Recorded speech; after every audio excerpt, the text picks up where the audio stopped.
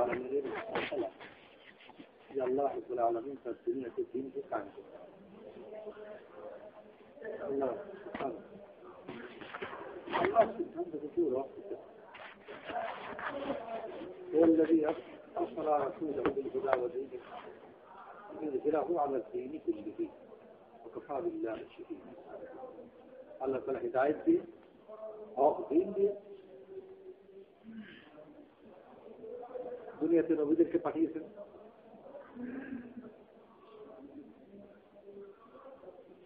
যেন সমস্ত দিনের উপরে সমস্ত কিছুর উপরে এই দিন বিজয়ী হয়।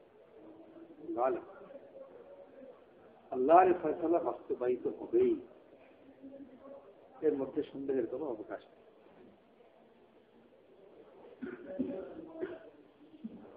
আল্লাহ বলেছেন কালিমাতুল্লাহ হিয়াল উলিয়া, আল্লাহর কালেমাই উপরে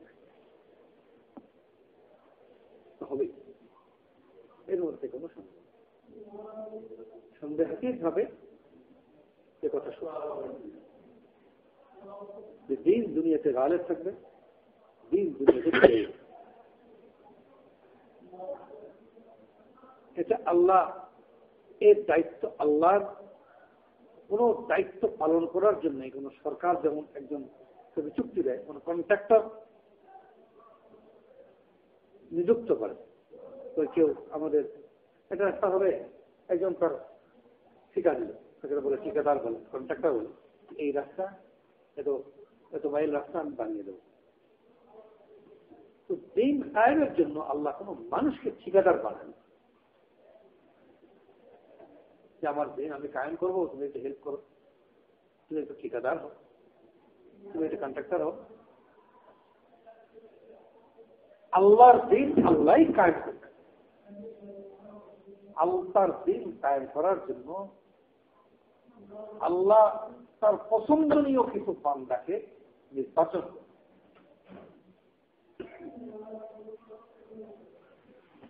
তোমাদের দ্বারা আমার দিন দুনিয়াতে কায়েম। দিন কায়েম বলতে কি? দিন কায়েম করা যেটা, দিন কোথায় কায়েম করতে হবে, দিন কায়েমের জায়গাটা আমরা বলি প্রায় সেটা বলি দিন কায়েম করতে হবে, দিন কায়েম করতে হবে। দিন কোথায় কায়েম করবে? ক্যাবিনেটে, না বাজারে, না সমুদ্রে, না আকাশে, না সুন্দরবনে? কোথায়? দিন কায়েমের জায়গা হলো একজন মানুষের শারীরিক কাজ করে। একজন মানুষও যদি আল্লাহর দিনের উপর চলে, এই দিন কায়েম দিনে হবে। আমরা যে বলি দিন কায়েম করবো, দিন কার জন্য? মানুষের জন্য। দিন কায়েম করার জায়গাও মানুষ।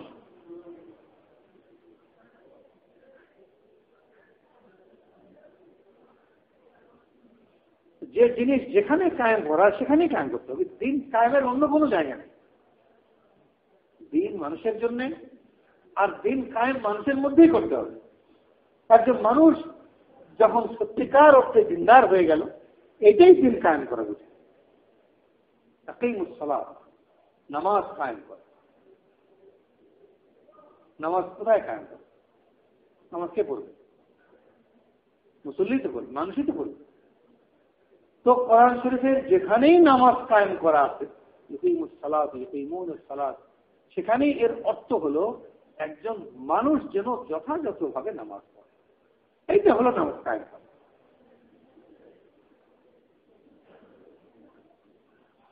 নবীদেরকে আল্লাহ তাআলা দিন কায়েমের জন্য দুনিয়াতে পাঠিয়েছেন। অনেক নবী দুনিয়াতে এসেছেন। এক হাদিসের মাফহুম মোটামুটি অর্থ যে রাসূল করিম সাল্লাল্লাহু আলাইহি ওয়াসাল্লাম কোন উম্মতকে দেখলেন হাসরের ময়দানে বিরাট এক জামাত, তারপরে আরেক ছোট জামাত, মূসা আলাইহিস সালামের বনী ইসরাইল, ঈসা আলাইহিস সালামের সাথে এক জামাত, এরকম অনেক নবীর সাথে দুইজন, কারোর সাথে তিনজন, কারোর সাথে একজন। কোন নবী এমন আছেন যাদের সাথে কোনো উম্মতি নেই, তো উনি দিন কায়েম করলেন কই? আল্লাহ তাআলা দিন কায়েমের জন্য দুনিয়াতে নবী পাঠিয়েছেন। কেউ তার কথা শোনেন, উনি দিন কায়েম করেননি, উনি দিন কায়েম করেছেন, উনি নিজে দিনদার ছিলেন, এটাই দিন কায়েম করেন। এক একজন মানুষ আল্লাহকে মাননেওয়ালা হয়ে গেল, এইটাই দিন কায়েম করে। আল্লাহ তাআলা ওই এক ব্যক্তির সাথে আসমান জমিন পাহাড় পর্বত চন্দ্র সূর্য গ্রহ নক্ষত্রকে কায়েম রাখবে। একজন আল্লাহ বলনেওয়ালা মুসলমান দুনিয়াতে জীবিত থাকতে আল্লাহ ধ্বংস করবে।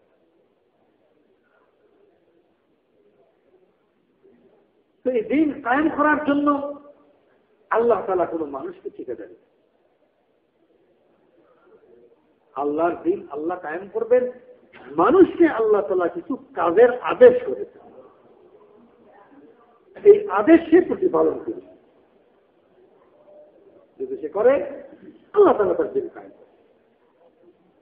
আল্লাহ বলেছেন তুমি যাকাত আদায় করো, তুমি যদি যাকাত আদায় করো তো অভাব আমি দূর করে দেব, আমার যাকাতের টাকায় অভাব দূর হবে, আল্লাহ তার ভান্ডার থেকে অভাব দূর করে। একবার মদিনায় দুর্ভিক্ষ, তো দুর্ভিক্ষের সময় মদিনায় খাদ্য শস্য একেবারে নম্বরখানায় সাপ্লাই করা হচ্ছে, মিশর থেকে খাদ্যের বহর চলে আসছে মদিনা শরীফে। হযরত ওমর ইবনে খাত্তাব রাদিয়াল্লাহু আনহু বিভিন্ন দেশের গভর্নরদের কাছে ফরমান পাঠিয়েছেন তাদের বাইতুল মাল মদিনা শরীফ পাঠানো হোক, তারাও পাঠাচ্ছেন, যার খরচ হচ্ছে, অভাব দূর হচ্ছে।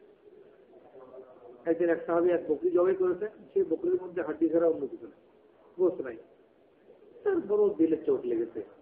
রাসূল সাল্লাল্লাহু আলাইহি ওয়াসাল্লামের জামানা কিরকম বরকত ছিল, সামান্য খাদ্যে আমাদের অভাব মিটে যেত, এক পেয়ালা দুধ আমরা 70 জন খেতাম। আর আজ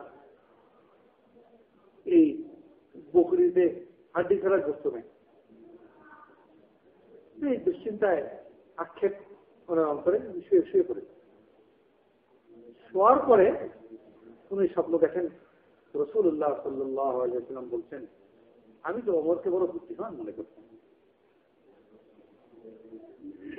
এসব দেখে জেগে উঠেছেন, দৌড়ে এসেছেন ওমরের কাছে, আমি তো এরকম একটা স্বপ্ন দেখি। সাথে সাথে হযরত ওমর সমস্ত সাহাবায়ে কেরামকে একত্রিত করেছেন, আমি এমন কি বুদ্ধিতার কাজ করলাম, তোমরা বলো আমার দ্বারা কি বোকামি হয়েছে।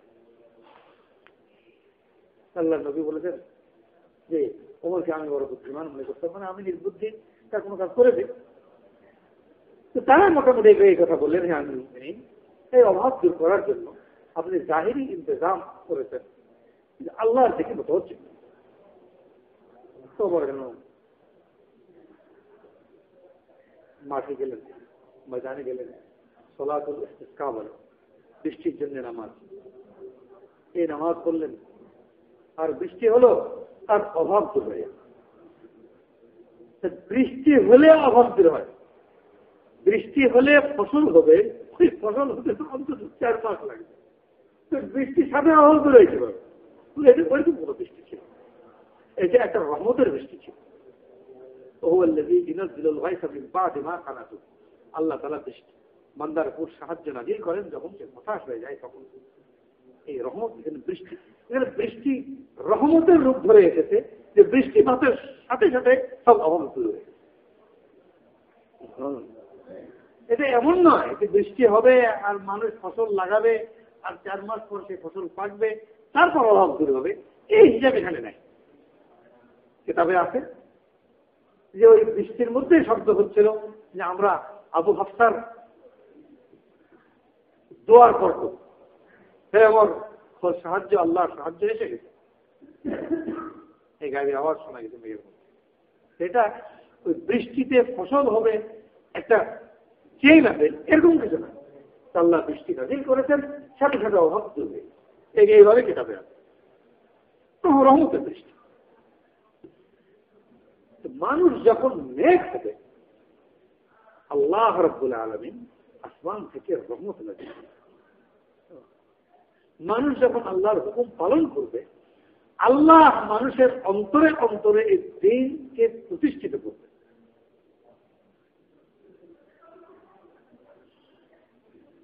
এরকম নয় যে আমি দিন কায়েম করার জন্য আমি খুব চিন্তা করলাম, খুব বুদ্ধি খাটালাম, খুব একটা জিনিস আবিষ্কার করলাম।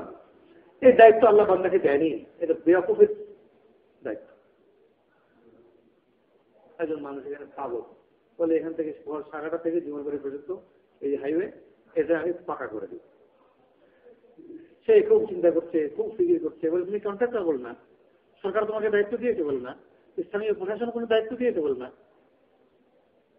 এই যে শাখাটা জীবনবাড়ি থেকে শাখাটা পর্যন্ত এই রোড যদি সে নিজ উদ্যোগে পাকা করতে চায় তো লোকটাকে পাগলা করবে, রেখে আসবে না। বলে আরে যদি তোমাকে প্রশাসন, স্থানীয় প্রকৌশলী অধিদপ্তর দায়িত্ব দিত তখন এটা কথা হচ্ছে, তোমাকে দায়িত্ব দেওয়া হয় না। কখনো এক কোদাল নিয়ে এই ড্রেন থেকে মাটি দেয় রাস্তার উপরে, কখনো কারো ঘর থেকে দিতে ভেঙে নিয়ে আসে, রোডের উপর বসায়, এই দায়িত্ব আমার। একটা দুটো ইট দিয়ে শাখাটা রোড পাকা হবে। আমরা দিন কায়েমের জন্য যেটা করছি ওইটা এই 1000 মাইলের একটা রাস্তায় একটা দুটো ইট বসানো হচ্ছে, আরো হবে না। ঠিক আছে, গোটা দুনিয়াতে উপর চেয়ে গেছে। মুসলমান বলল কাফের 24 কুফুরি স্কিম গোটা দুনিয়াতে কিভাবে চলছে। আর দাদাদের জমানায় শুনতাম যে মানুষ যাত্রাগান সিনেমা কোনো ছবি দেখা যাবে না, শব্দবিহীন ছবিবিহীন সিনেমা। ওইটা শুনলে তাকে মসজিদে জুতার মালা পড়ায় ঘুরে তো। আজকে প্রত্যেকের পকেটে সিনেমা হল, মোবাইলের মধ্যে। বদিন আপনি মোবাইল চালাতে জানেন না, আপনার নাতনি মোবাইল ঠিকই চালাচ্ছে। ওরা যে দেখেন হয়তো মোবাইল আছে, গান শুনছে না হয়তো বিরেছে। তো সমুদ্রের পানিতে যেমন লবণ মিশে গেছে, এইভাবে বদিন কুফুর শিরক বিদআত গাফলত মানুষের মধ্যে ছেয়ে আজকে হাটেতে মাগরিবের নামাজ মুসলমান কতজন পড়লো, বাইরে কত, এর কোন অনুপাত হবে? 1% তো হবে না, কোন পার্সেন্ট করবে না। আর আপনি বলতেছেন আমি দিন কায়েম করবো, দিন কায়েম করবো। আরে বেয়াকুব, তুই কোন দিন কোথায় কায়েম করবো? কে দিন কায়েম করবো? তোমার ঠিকাতে লাগে কঠিন দায়িত্ব। সমুদ্রের পানি, সমুদ্রের পানিকে লবণমুক্ত করো। সমুদ্রের পানি তুমি লবণমুক্ত করবে কিভাবে? আল্লাহ যদি আদেশ দিত সমুদ্রের পানিকে লবণমুক্ত করে, এর চেয়েও এই আদেশ আরো বেশি কঠিন, দিন কায়েম করো। আল্লাহ বলেন আমার দিন আমি কায়েম করবো, ওটা আমার দায়িত্ব। তোমাকে যে যতটুকু করতে বলেছি অতটুকু তুমি করো, সেটুকু আমার করো।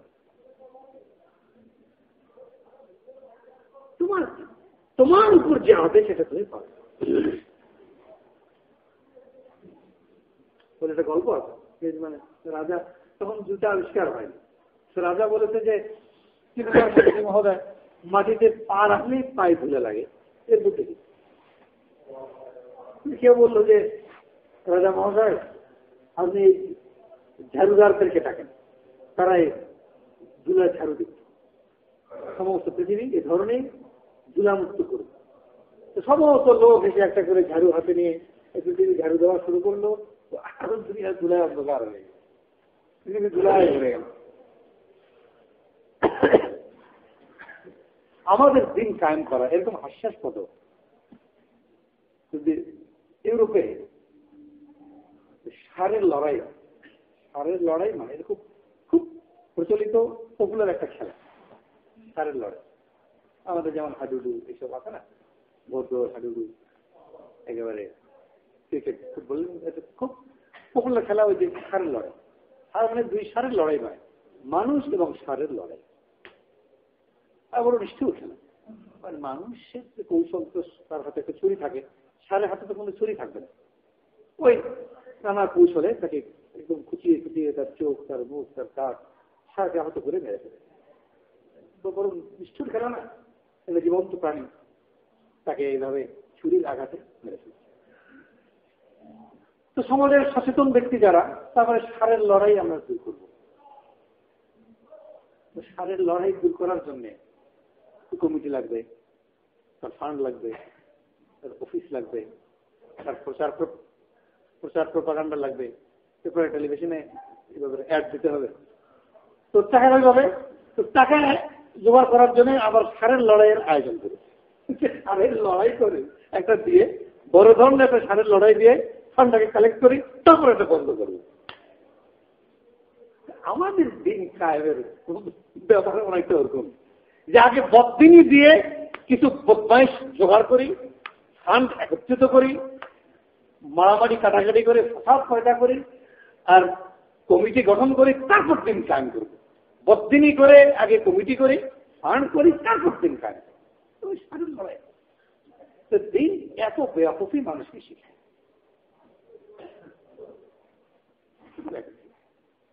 আল্লাহ তাআলা বলছেন, হযরত মাওলানা ইউসুফ রাহমাতুল্লাহ আলাইহি মসজিদ আসার পরে ওনাকে নাস্তার টেবিল, নাউজুবিল্লাহ, নাস্তার দস্তরখান, সেখানে নাস্তা দেওয়া হয়েছে। এই সময় কেউ প্রশ্ন করেন, হলো গোটা দুনিয়াতে বদ্দিন যেভাবে ছেয়ে যাচ্ছে, বদ্দিন কিভাবে দুনিয়াতে ছেয়ে গেছে, ওটিকে বর্ণনা করে বলার দরকার আছে? বলা দরকার। মানুষ আল্লাহর হুকুমকে কিভাবে লঙ্ঘন করছে, মানুষ আল্লাহর নাফরমানি কিভাবে করছে, আল্লাহর এক এক হুকুমকে সে কিভাবে লাগছে দিয়ে দূরে দূরে ঠেলে দিচ্ছে, আল্লাহ নবীর এক এক সুন্নতকে সেভাবে কিভাবে সে লঙ্ঘন করছে, এক এক সুন্নতের প্রতি আল্লাহর এক এক হুকুমের প্রতি মানুষ কিভাবে তাচ্ছিল্য করছে। তো দুনিয়াতে যেভাবে বদিন ধেয়ে আসছে, খেয়ে আসছে, কাফের মুশরিকরা সমস্ত পৃথিবীর অমুসলিমরা এক প্ল্যাটফর্মে একত্রিত হয়ে গেছে মুসলমানদের বিরুদ্ধে। সমস্ত পৃথিবীর ইহুদি, হিন্দু, খ্রিস্টান, বৌদ্ধ, শিখ, সব অমুসলিম এক প্ল্যাটফর্মে। আপনি খুঁজে দেখছেন যা কিছু চলছে সব মুসলমানদের বিরুদ্ধে।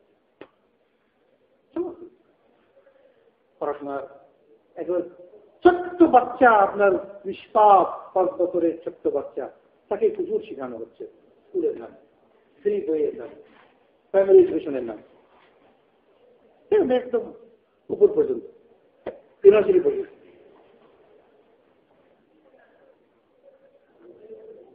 আমাদের দেশে যে আজকে ঘরে ঘরে ডিশ দেখা যায়, এই ডিশ প্রথমে কোথায় দিয়েছে জানেন?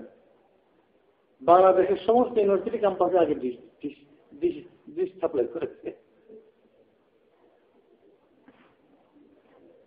80 দশক আমরাই প্রথম ডিশ দেখেছি ইউনিভার্সিটিতে এসে, বাজারে অন্য কোথাও ছিল না। আস্তে আস্তে আস্তে ঘর পর্যন্ত এসে গেছে, এই সীমার বাড়ির মতো এই লেভেলের ডিশ এসে গেছে। জানেন, এটা চালাতে হলে এখানে দিতে হবে, বদমাইশি চালাতে হলে এখানে দিতে হবে। এই যুবকরা এটা বহন করে গ্রাম পর্যন্ত নিয়ে যাবে।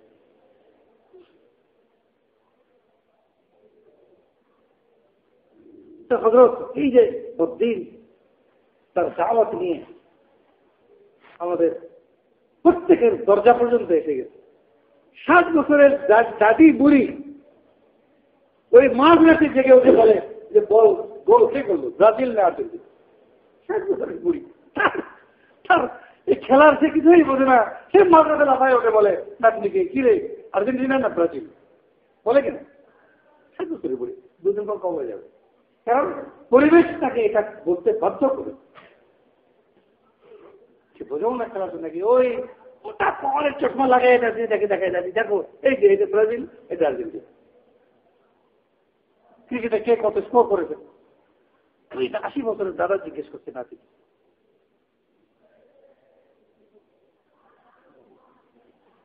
শিক্ষিত লোক যারা আমাদের দেশে, শিক্ষিত, আধা শিক্ষিত বা একেবারেই অল্প শিক্ষিত, যে ওরম মতো বাংলা করতে পারে, সেও একটা পত্রিকা হাতে দিয়ে সামনে, তাই ওকে শিক্ষিত বলা যায় না।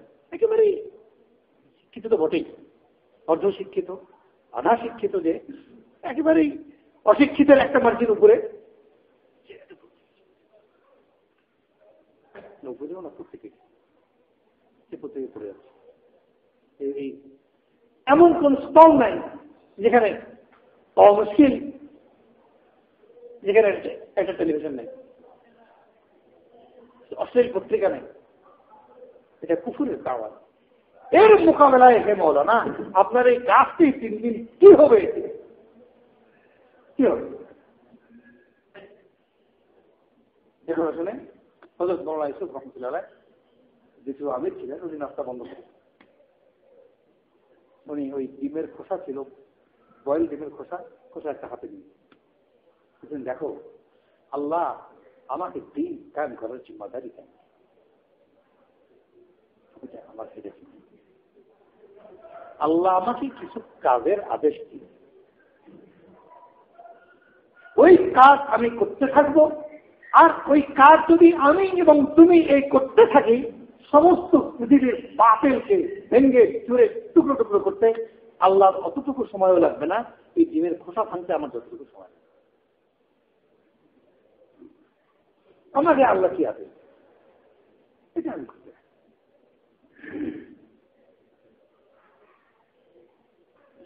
করতে হবে।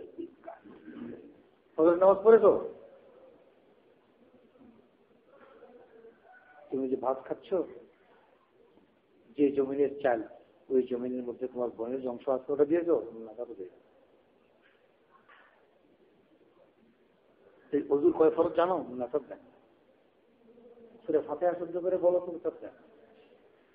নামাজের কয় ফরজ সব জানো, আত্তাহিয়াত ফরজ সব জানি। তুমি কি দিন খুব দিন কোথায় কাম করছো?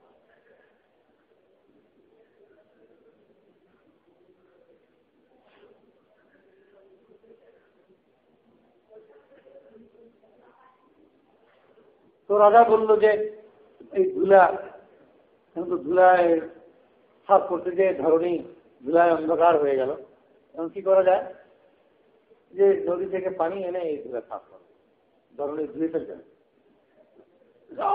পুকুর, নদী, নালা, খাল, বিল এসব সব বালতি, ঘটা ঘটি সব নিয়ে গেল, আর এনে এই ধরনী সাফ করতে লেগে গেল।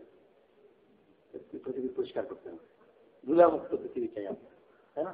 অভাব মুক্ত বাংলাদেশ চাই, নিরক্ষরতা মুক্ত পৃথিবী চাই, সুখী যুদ্ধবিহীন পৃথিবী চাই। এসব স্লোগান আছে না? যুদ্ধ নয় শান্তি, পৃথিবী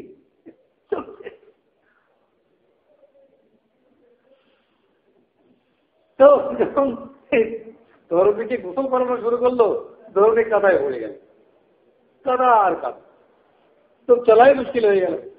আর নদীর সব মাছটা সব মরে দুর্গন্ধে বিড়ম্বনা। শেষে এখন মুচিয়ে আসলেন, মুচিয়ে এসে বলেন, হে মহাশয়, আমার একটা বুদ্ধি, আপনি শুনুন। এই পৃথিবীর ধুলা থাক, আপনি আপনার এই চরণ যুগল চামড়া দিয়ে ধুয়ে ফেলুন। এই ধরনের ধুলামুক্ত করার প্রয়োজন নেই, আপনার এই চরণ যুগল, আপনার এই পদদয় চামড়া দিয়ে ঢেকে ফেলুন, আমি এই জিনিসটা বানিয়ে নিয়ে এসেছি। বিরাট সমস্যার সমাধান হয়ে গেল। পৃথিবী ধুলামুক্ত করার দরকার নেই, তোমার চরণে চামড়া লাগবে। তা আমি এমন একটা ঘর চাই, এমন একটা বাজার চাই, এমন একটা দেশ চাই যে দেশে কোনো রোগ জীবন নেই, সুস্থ থাকতে চাই। এটা কি সম্ভব? রোগ জীবাণু, ভাইরাস, ব্যাকটেরিয়া মুক্ত পৃথিবী তো বহুত পরের কথা, গ্রাম তো বহুত পরের কথা, বাড়ি তো বহুত পরের কথা। একটা 10 স্কোয়ার ফিটের একটা রুম জীবাণুমুক্ত করা সম্ভব? কয়েক কোটি ডলার ব্যয় হয়েছে। পৃথিবীর কয়েক ডজন বিজ্ঞানী লাগবে, কোটি টাকার অ্যাপারেটস লাগবে। একটা রুম 10 বর্গ ফিটের জীবাণুমুক্ত রুম, সেখানে আমি বাস করবো। আর যদি এটা করার আমার অনেক টাকা আছে, কোটি কোটি টাকা আছে, আর কয়েক কোটি ডলার দিয়ে পৃথিবীর সেরা প্রফেসর, কনসালটেন্ট, ডাক্তার তাদেরকে এনে আমি একটা রুম বের করলাম, নির্মাণ করলাম, যেটা জীবাণুমুক্ত। আর সেই রুমে বাস করা আর গোরস্থানে বাস করার মধ্যে এমন কোনো পার্থক্য আছে? পৃথিবী জীবাণুমুক্ত করার তোমার প্রয়োজন নেই, তোমার বডিকে এরকম করো যেন এটা এই বডিকে কোনো জীবাণু আক্রমণ করতে না পারে। তোমার ডিফেন্স মেকানিজম তুমি ঠিক করো, আমি কোনো রোগ আক্রান্ত না হই। পৃথিবীতে ভাইরাস আছে, ব্যাকটেরিয়া আছে, ছিল, থাকবে। ভাইরাস যেন আমাকে আক্রমণ করতে না পারে, আমি সুস্থ থাকি, এইটা আমি করতে পারি। আল্লাহ এরকম বাস্তবসম্মত আদেশ আমাকে দিয়েছে যে তুমি নিজে দিনদার এবং তোমার মতো আরেক ব্যক্তিকে দিনদার বানানোর চেষ্টা করো, যতটুকু তুমি পারো এবং যতটুকু সে পারে। তুমি নিজে চেষ্টা করো, যতটুকু তুমি পারো, সাধ্যমতো, সাধ্যের বাইরে। আরেকজনকেও তুমি এটা করতে বলো যতটুকু সে পারে। এই কাজ যদি করতে থাকো তো সমস্ত পৃথিবীকে আমি জীবন মুক্ত করে, এটাই চিন্তা। আল্লাহ এই দায়িত্ব প্রত্যেক নবীকে দিয়েছেন এবং খাস করে রাসূল সাল্লাল্লাহু আলাইহি ওয়াসাল্লামকে এবং তার উম্মতকে দিয়েছেন।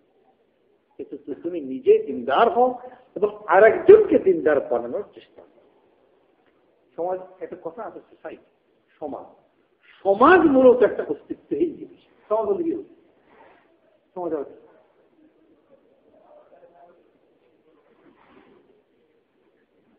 সমাজের কোন অস্তিত্ব নেই, এটা নন এক্সিস্টেন্ট জিনিস। সমাজ হল মূলত একটা ব্যক্তি, একজন ব্যক্তি, তাকে তুমি ঠিক করো। রাসূল সাল্লাল্লাহু আলাইহি ওয়াসাল্লাম ওই সোসাইটিকে ঠিক করতে চান, সমাজকে ঠিক করতে চান।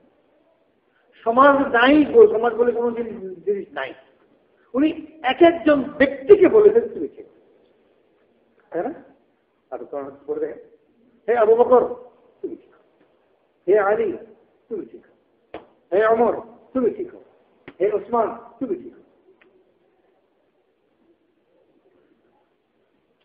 আর 10 বছর মেহনত করে পেয়েছেন 40 জন। 40 জন একটা কোনো সংখ্যা হলো? আরো 5 বছর করে পেলেন 313 জন। 313 জন একটা সংখ্যা। সমগ্র মানব জাতি একদিকে আর 313 জন একদিকে, এটা কোনো রেশিও হবে? পার্সেন্টেজ হবে? আর একটু মেহনত করে পাওয়া গেল 10,000, যারা যারা ছিলেন এই বায়াতের দোয়ার হুদায়বিয়ার সময় 10,000। আর একটা সংখ্যা যদি বলা যায় 1.5 লাখ, 1.5 লাখ সাহাবী বেরিয়ে হবে। 1.5 লাখ রাসূল সাল্লাল্লাহু আলাইহি ওয়াসাল্লাম থেকে শুরু করে কিয়ামত পর্যন্ত সমগ্র মানব জাতির সংখ্যা নিচে দেন আর 1.5 লাখ উপরে দেন, কোন ভাগ ভাগ ভাগ হবে? পার্সেন্টেজ করা যাবে? তো 1.5 লাখ লোক একটা মহল্লারই নাই। আমাদের মুরব্বীরা যে বলে মহল্লায় মেহনত করে, মহল্লায় মেহনত করে। ঢাকার একটা মহল্লায় 1.5 লাখের বেশি আছে। আমাদের সমস্ত থানায় যে লোক আছে তবলিগের, ঢাকার একটা মহল্লায় হল ওই কয়টা। রাসূল সাল্লাল্লাহু আলাইহি ওয়াসাল্লাম মূলত একটা মহল্লার উপরেই মেহনত করেছেন। মহল্লার উপরে না, এক একজন ব্যক্তিকে তৈরি করেছে, এক একজন ব্যক্তি আলাদা আলাদা আলাদা আলাদা ভাবে তৈরি করেছে। প্রত্যেকের শিক্ষা স্বতন্ত্র, এজন্য প্রত্যেকের নিজেও স্বতন্ত্র। সাহাবীদেরকে দেখবেন, রাসূল সাল্লাল্লাহু আলাইহি ওয়াসাল্লাম ফরমান, আমার সাহাবীদের মতবিরোধ আল্লাহর রহমত স্বরূপ। তো মতবিরোধ কিভাবে রহমত হয়? ইসলামকে বুঝতে হলে নবীর দৃষ্টিভঙ্গিতেই বুঝতে হবে, আমার দৃষ্টিভঙ্গিতে বোঝা যাবে না। আল্লাহ নবী বলেছেন রহমত, আমি বুঝি আর না বুঝি রহমত। এই উম্মতের ইখতিলাফ রহমত, আমি বুঝি আর না বুঝি এটা রহমত। আল্লাহ নবী বলে গেছেন, যিনি শরীয়ত কায়েম করেছেন তিনি বলছেন রহমত। আমার কাছে আযাব মনে হোক আর রহমত মনে হোক, এটা আসলে রহমত। আল্লাহ নবী যেটাকে ভালো বলছেন, তুমি সেটা খারাপ বলতে পারবে? তুমি মুসলমান থাকবে? এই ইখতিলাফ, এই মতবিরোধ তো আল্লাহ নবী সমর্থন করে গেছেন, তুমি সমর্থন না করার কে?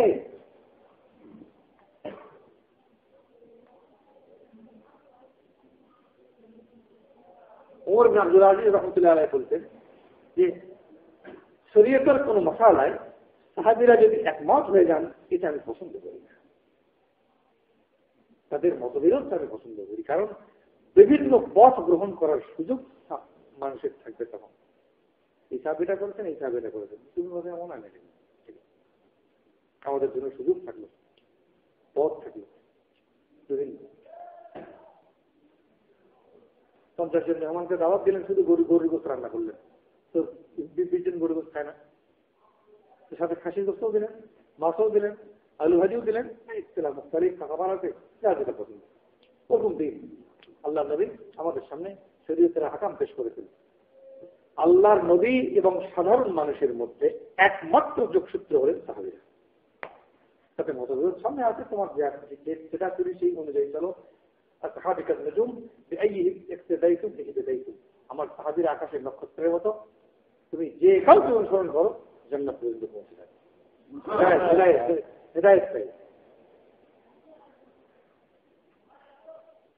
তো আল্লাহ নবী সাহাবীরা আকাশের নক্ষত্রের, তো আল্লাহ নবী এক একজন সাহাবীকে তৈরি করে, তারা এক একজন সত্যিকার অর্থে মুসলমান হয়েছে, সত্যিকার অর্থে নামাজ কায়েম করানো হয়েছে, সত্যিকার অর্থে কোরআন হাদিসের ধারক বাহক হয়েছে। আবু দারদা রাদিয়াল্লাহু আনহু হেঁটে যাচ্ছেন দামেশকে, একজন বিদুরনী এসে জিজ্ঞেস করেছেন ইসলাম কাকে বলে। তো এই সাহাবী আবু দারদাকে দেখাই দিলেন যে এই যে দেখো এই লোক হেঁটে যাচ্ছেন, এটাই ইসলাম, এই ইসলাম। আয়েশা রাদিয়াল্লাহু আনহা এসে জিজ্ঞেস করেছেন বুখারীর হাদিস না, হ্যাঁ আয়েশা আম্মা জান, আল্লাহর নবীর আখলাক কিরকম ছিল? তুমি কোরআন শরীফ পড়নি? আল্লাহর কোরআনই আল্লাহর নবীর আখলাক, অর্থাৎ তিনি বাস্তব জীবন্ত কোরআন, আল্লাহর নাযিল করা কোরআন তার পরিপূর্ণ জীবনে সুন্দরভাবে প্রস্ফুটিত হয়েছে। এবং এইটা সবচেয়ে গভীরভাবে, সবচেয়ে সার্থকভাবে প্রতিফলিত হয়েছে এই নূর, এই আলো সাহাবীদের জীবনে। সেজন্য তারা সমগ্র মানব জাতির সামনে দৃষ্টান্ত। তারা যা করেছেন, যা বলেছেন, যা সমর্থন করেছেন, যা অনুমোদন করে গেছেন, এইটাকেই দিন বলা হয়। সেজন্য হাদিসে আছে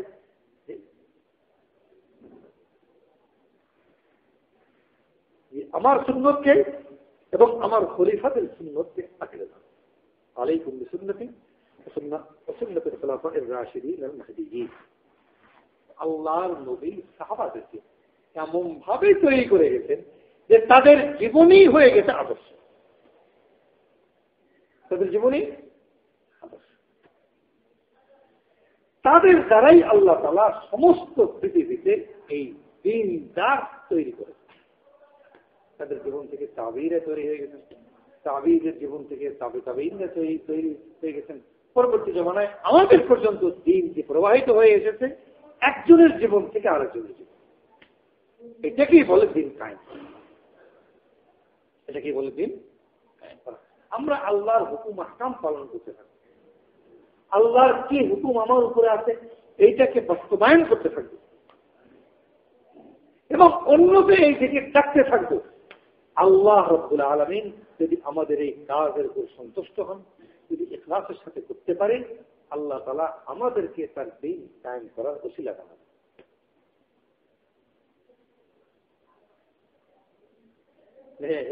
আল্লাহ তাআলা আমাকে নাজাত দিতে চান, আল্লাহ তাআলা আমাকে মুক্তি দিতে চান, আল্লাহ তাআলা আমাকে অনন্ত প্রকারের জান্নাত দান করতে চান। তার ওসিলা হিসেবে আল্লাহ তাআলা আমাকে এই কাজের মধ্যে লাগিয়েছেন। তার ওসিলা হিসেবে আমি তোমাকে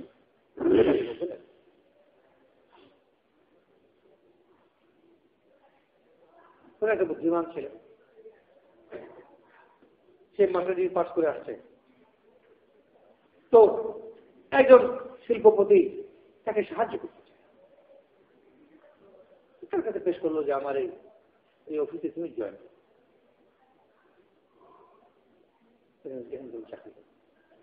আসলে আরো বহু মাস্টার পাস ছেলে আছে, তার এমন কোনো ঠেকা নেই, এই ছেলেকে সাহায্য করতে চায়।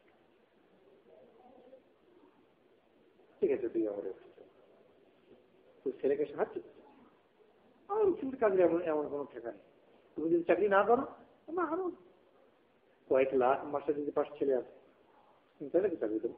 তোমাকে আমার কোনো কারণে ভালো লেগেছে, আসলে সে যে তার অফিসের কাজে সাহায্যকারী তাকে নিয়োগ করলো, অফিসের কাজের সাহায্যটা গৌর মুখ্য হলো তাকে সাহায্য। আল্লাহ তাআলা তার দিন দুনিয়াতে কায়েম করবে। আমাকে কেন এখানে জয়েন করতে বলছেন এই কাজে? ইন তানসুরুল্লাহ ইয়ানসুরকুম, তুমি আমাকে এখানে সাহায্য করো, কারণ আল্লাহ আমাকে সাহায্য করতে চান, দুনিয়াতে আখিরাতে নাজাত দিতে চান, এই জন্য আমাকে বলেছেন তুমি কাজটা করো। আমার দিন আমি চাই, এই মেকানিজম আমার জানা, আমাকে কি করতে হবে।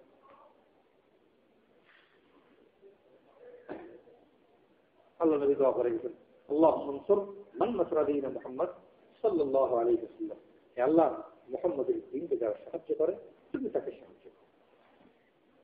আল্লাহর কোরআনের এই ওয়াদা, ইন তানসুরুল্লাহ ইয়ানসুরকুম, তুমি আল্লাহকে সাহায্য করো, আল্লাহ তোমাকে সাহায্য করবে। আল্লাহ সাহায্য করো থাকে না, আল্লাহ দেনিয়া, আল্লাহ কি হুয়া সামাদ ওয়ালাম ইয়াকুল লাহু কুফুয়ান আহাদ, তার কোনো ঠেকা নেই, তিনি কারণ মুখাপেক্ষী নন। লাম ইয়ালিদ ওয়ালাম ইউলাদ, কুল হুয়াল্লাহু আহাদ আল্লাহুস সামাদ লাম ইয়ালিদ ওয়ালাম ইউলাদ ওয়ালাম ইয়াকুল লাহু কুফুয়ান আহাদ, তার কিছু ঠেকা? তিনি এক নিমেষের মধ্যে দুনিয়ার সব মানুষকে আব্দুল কাদের জিলানী বানিয়ে দিতে পারেন। নিমেষের মধ্যে দুনিয়ার সব মানুষকে ফেরাউনের মতো কাফের বানিয়ে দিতে পারেন। আল্লাহ পারেন না? এই সুযোগ কোথায় আছে না? আমাকে কেন কাজে লাগিয়েছেন? আল্লাহ আমাকে সাহায্য করতেছে, তুমি একটু আগে আসো, আমি তোমাকে সাহায্য করব। আমাকে সাহায্য করার বাহানা হিসেবে আল্লাহ তাআলা বলতেছেন তুমি একটু কাজ, তুমি একটু আগাও। এমনকি বুখারী মুসলিমের হাদিসে আছে যে তুমি যদি 1 টাকর আসো, অর্ধহাত আসো, আমি তোমার দিকে 1 হাত, তুমি 1 হাত আসো, আমি তোমার দিকে 2 হাত যাবো, তুমি হেঁটে হেঁটে আসো, আমি তোমার দিকে দৌড়ে দৌড়ে যাবো, তোমার দ্বারা তুই দিনের কাজ এনে কর। নূরউদ্দিন রহমতুল্লাহ আলাইহি মিশরের বাদশা ছিলেন, নূরউদ্দিন জঙ্গি রহমতুল্লাহ আলাইহি।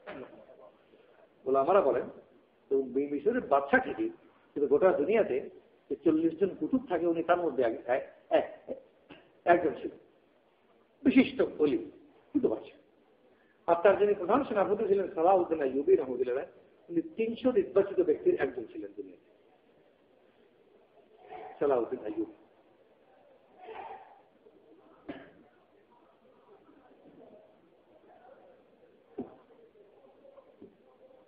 তো মদিনা শরীফে একজন নূরউদ্দিন রাত্রেবেলায় স্বপ্ন দেখলেন, রাসূল সাল্লাল্লাহু আলাইহি ওয়াসাল্লাম বলতেন আমাকে তুমি হেফাজত করো।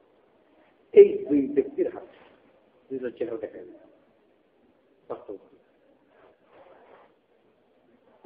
তো এই স্বপ্ন দেখেছে, মহিলা হয়ে উঠল, আবার স্বপ্ন দেখেছেন। 3 বার এই স্বপ্ন দেখে উনি মিশরের ওলামাদেরকে ডাকলেন, আমি এরকম স্বপ্ন দেখলাম, এর তাবিদ কি? ওলামারা বললেন আপনি আর একটু দেরি করবেন না, দ্রুত প্রদেশ শরীফ চলে।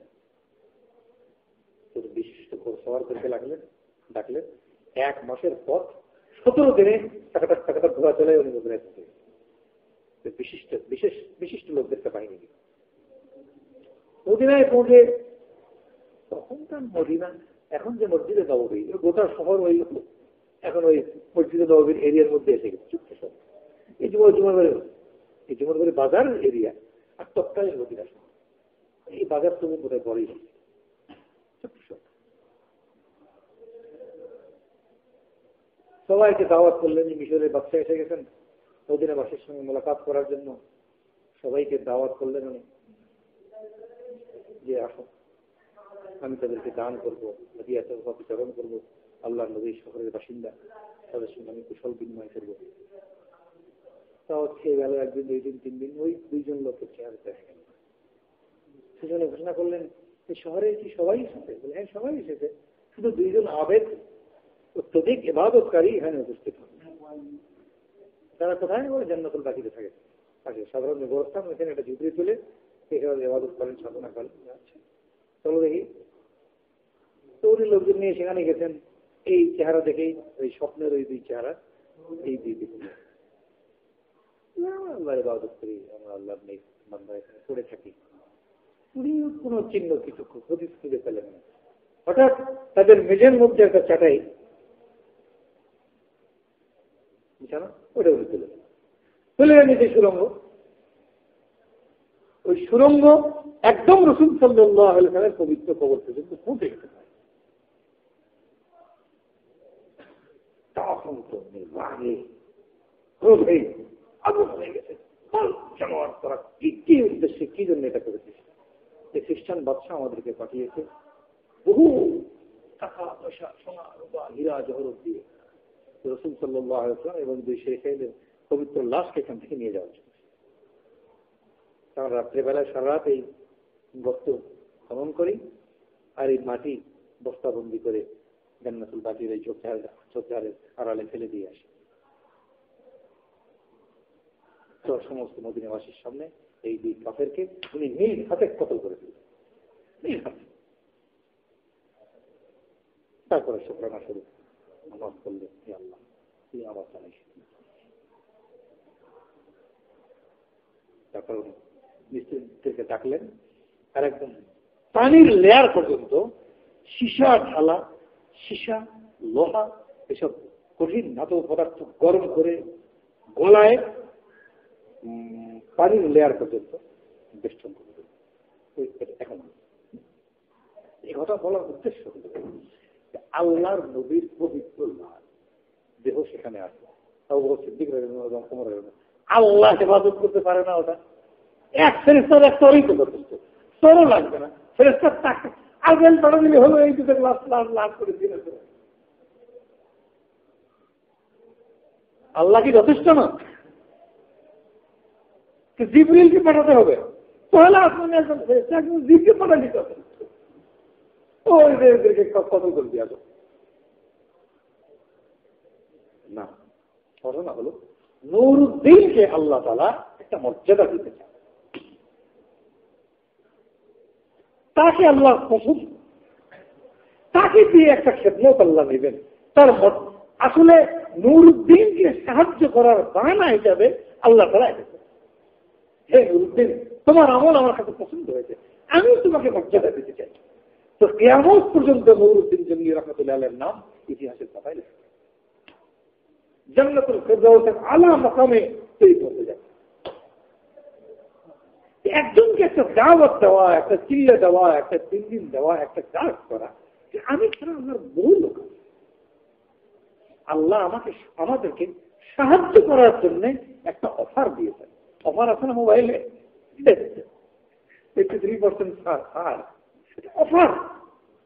আল্লাহর একটা অফার যে আমি দুনিয়াতে আমার দিনকে কায়েম করব, তুমি এই সুযোগকে গ্রহণ করো। তুমি এই সুযোগকে যে কারণেই হোক আল্লাহ আমাকে সুযোগ দিয়েছে। এই সুযোগ যদি আমি হাতছাড়া করি, নুরউদ্দিন রহমতুল্লাহ যদি না আসতেন, মিশর থেকে মরুভূমির ভিতর ঘোড়া চালায় 30 দিনের রাস্তা 17 দিনে অতিক্রম করা, মনে হয় 3 দিনের চেয়ে বেশি কষ্ট হবে। জানেন, হ্যাঁ, আমরা 3 দিন এসে যে কষ্ট করলাম এখানে লেপ কাঁথা কম্বল নেই, তাতে বেশি কষ্ট হবে না? নাকি এক চিল্লায় যে কষ্ট হবে তার চেয়ে অনেক বেশি কষ্ট। মরুভূমি ঘোড়া দিয়ে পাড়ে রাস্তা,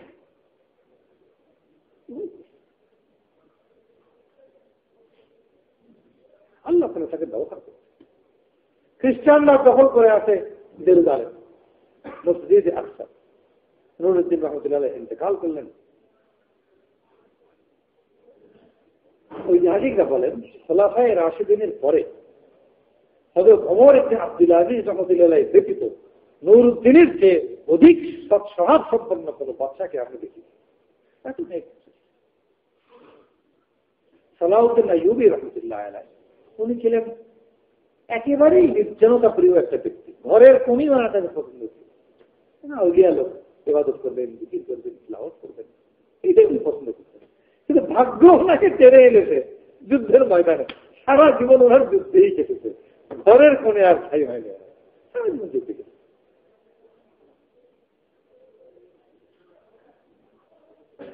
এবং তার হাতেই আল্লাহ রাব্বুল আলামিন মুসলমানদেরকে সাহায্য করেন, খ্রিস্টানদেরকে পরাজিত করেন, জেরুজালেম মুসলমানদের হাতে ফিরিয়ে দেন। আল্লাহর পছন্দনীয় বান্দা, আল্লাহ তাকে সাহায্য করতে চান, এই জন্য তাকে একটা অফার দিয়েছেন, কোন ওই অফারকে গ্রহণ করেন। খ্রিস্টানরা যখন পরাজিত হলো, এক খ্রিস্টান সেনাপতি সে কয়েকজন মুসলমানকে কতল করার সময় বলেছিল, কোথায় তোদের মোহাম্মদ, এখন তুমি সাহায্য করতে আসে না? একসাথে তো ক্রুসেডে যখন মুসলমানরা জয়ী হলো, খ্রিস্টানদের বাদশাহ তাকে তিনি ক্ষমা করে দেন, এই সেনাপতি সহ তার সামনে বন্দী হিসাবে নিয়ে আসা হল। সন্তুষ্ট, আতঙ্কিত। তো সালাউদ্দিন আইয়ুবী রাহমাতুল্লাহ এই বাদশাহ পানি চাই, বাদশাকে তিনি ঠান্ডা বরফ মিশ্রিত মধু মিশ্রিত পানি দেওয়ার আদেশ দিলেন। বাদশাকে বাদশা পানি পান করলেন। পানি পান করেই তিনি এই সেনাপতিকে পানি দিয়েছেন। সালাউদ্দিন আইয়ুবী রাগান্বিত হয়ে গেছেন, আমি পানি আপনাকে পান করতে দিয়েছি, এই কুকুরকে নয়। তারপর বললেন, এখন তলোয়ার নিয়ে আসো, আমি নিজ হাতে এই বদমাশকে কতল করব। তাকে দাঁড় করালেন, তলোয়ার হাতে নিলেন, একথা উচ্চারণ করলেন, দেখো মুহাম্মদ সাল্লাল্লাহু আলাইহি ওয়াসাল্লামের পক্ষে আমি তোমাকে কতল করছি। তুমি যে মুসলমান দুইজনকে কতল করার সময় বলেছিলে তোদের মোহাম্মদ কই, আমি তার পক্ষে আজ তোকে কতল করছি, এটা আমার লালিত ইচ্ছা ছিল, তার পক্ষ থেকে আমি আজ তাকে কতল করছি, নিষ্ঠপ্ত অবস্থায় তাকে কতল করছি। সালাউদ্দিন আইয়ুবী যদি অগ্রসর না হতেন, ঘরের একজন বোন ইবাদত করতেন, এই মর্যাদা লিখতেন, আল্লাহ তাআলা মুসলমানদের প্রশংসা। ইমাম বুখারী লিখে গেছেন, বুখারীর তার বহু কিতাব আছে যেগুলো পাণ্ডুলিপি আকারে আছে, প্রকাশ হয় না। আল্লাহ তাআলা তাকে পছন্দ করেছেন, আমার এই উম্মতের নবীর উম্মতের খেদমতের জন্য যে মুহাম্মদ ইবনে ইসমাঈল আমি তোমাকে নির্বাচন করলাম, পছন্দ করলাম, তোমার কিতাবকে আমি মানুষের ঘরে ঘরে পৌঁছাই দেব। আল্লাহ পৌঁছে দিয়েছে। তো আল্লাহ তাআলা করতে সম্পূর্ণ মিশর ছিল শিয়া। শিয়া মানে হযরত আলী ভুল করে ওহি দিয়েছে মোহাম্মদকে, আসলে নবী হলো আলী। পাগলের প্রলাপ না, এদেরকে বলে শিয়া। চিনতে পারেনি, চোখের বোধ হয় ডিস্টার্ব ছিল, ওই ভুল করে ওই দিয়েছে মোহাম্মদ, দেওয়ার কথা ছিল আলীকে। তাই ওটার কোন গুছিয়ে ব্যাপার ছিল, তফসিলিটি ছিল, এটা হলো ওদের আগে। এদেরকে বলে শিয়া। সালাউদ্দিন আইয়ুবী রাহমাতুল্লাহ আলাইহি তার খলিফাকে মিশরে পাঠিয়েছেন। এক ব্যক্তির কারণে মিশরের সমস্ত শিয়ারা সুন্নি হয়েছে, এই আকীদার উপর চলে আসে। এক ব্যক্তির ইখলাস আছে।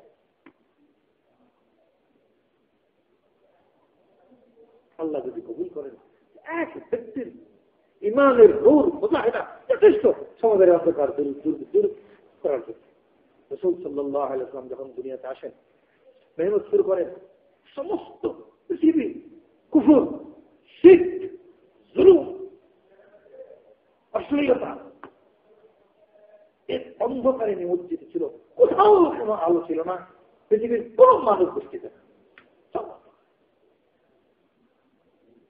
বাইতুল্লাহর মধ্যে যদি মূর্তি ঢোকে, তাহলে দিনের কি অবস্থা? আমাদের মসজিদে তো মোবাইলে গান বাজে, সব কিছু লিখে যায়।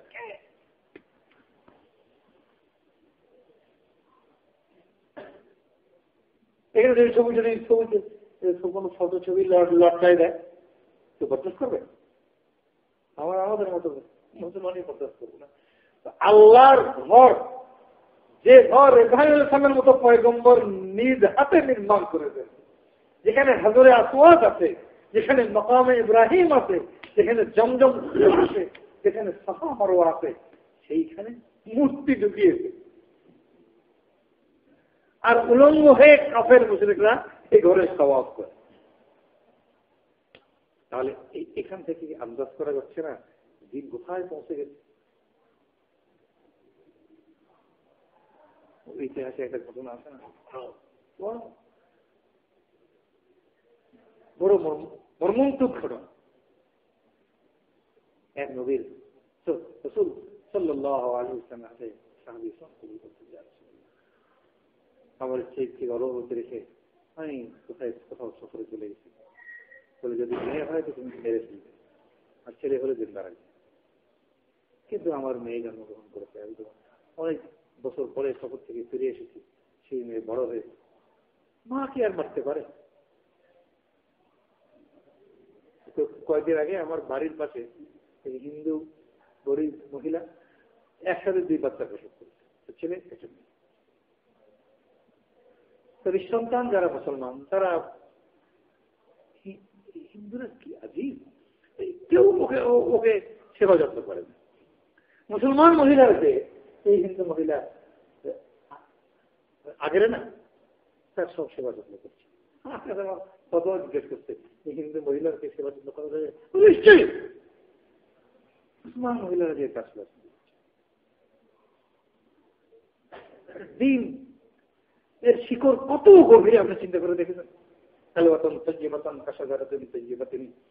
এই কালেমা একটা পবিত্র বৃক্ষ, তার শিকড় অত্যধিক গভীরে। সে হয়তো নামাজও করে না, অসহায় হিন্দু মহিলা তার সেবা যত্ন করছে। এর বিনিময়ে সে কোনো পয়সা দেবেও না, দেওয়ার সামর্থ্যও তার নাই, নিশ্চয়ই টাকার জন্য করছে না। আমাদের বাড়িতে কাজ করে কামলা, নিশ্চয়ই দরিদ্র। আমি সন্ধ্যার সময় গিয়েছি, বিকালে মাগরিবের আগে জাল দিয়ে দিঘিতে মাছ তুলে আমাদের আলু ভর্তা ভাত। তো বলেছে যে মাছ এই সময় জাল পেছনে যাবে, তারপর বাড়ি দেখি মাছ। তো কি ব্যাপার, যে ও আজকে নদীতে মাছ ধরে, আর ওই মাছ আমাদের খাওয়ার জন্য পাঠিয়ে দিয়েছে। মাছ তো ধরা গেল না, তোরা কি খাবি? না, আজকে আলু খানেই খেয়ে নিলাম। সেসব বেনামাজি মুসলমান, তার ইমান আছে, এর শিকড় কত গভীরে আপনি চিন্তা করে দেখেছেন।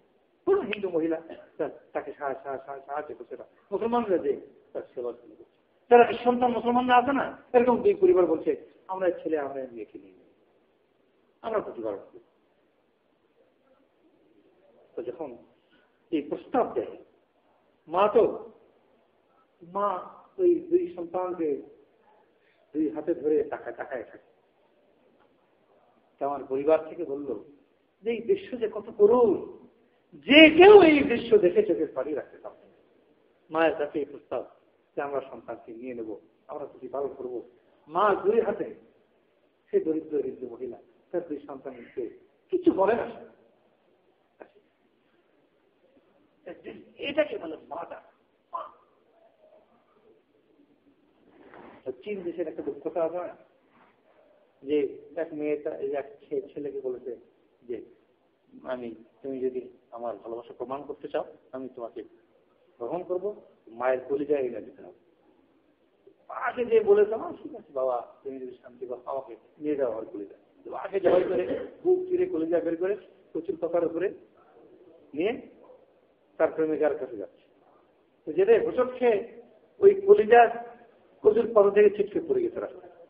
এই কলিজা থেকে আওয়াজ আসছে, বাবা তুমি কি হাঁটুতে ব্যথা পেয়েছ? এই শরীয়ত এই জন্য মায়ের হককে 3 গুণ বলেছে। মায়ের হক, বাপের হকের।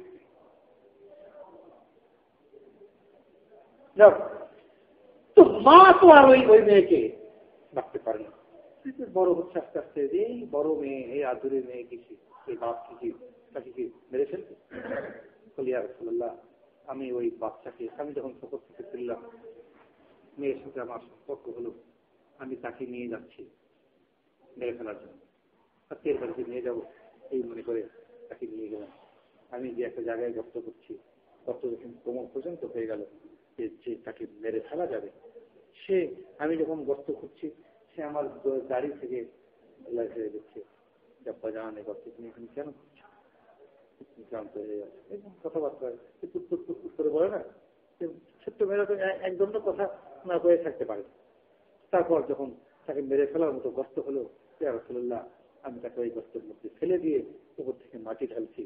আর সে চিৎকার করছে, আব্বা আমি যে তোমার মেয়ে, আমি কোনোদিন বলবো না আমাকে তুমি মেরে ফেলো না, আমি দূর কোনো দেশে চলে যাবো, আমাকে তুমি বাঁচাও। আমি পাশান, ইয়া রাসূলুল্লাহ আমি তাকে ওই গর্তের মধ্যে মাটি চাপা দিয়ে মেরে ফেললাম। তার ওই কণ্ঠ আস্তে আস্তে ক্ষীণ হয়ে গেল। সে এই জায়গায় এখনো আছে, নকশা দেখা চিহ্নিত করা কবরে। সব জায়গায় কনস্ট্রাকশন হচ্ছে, ওই জায়গায় কোনো কনস্ট্রাকশন হতে পারে না।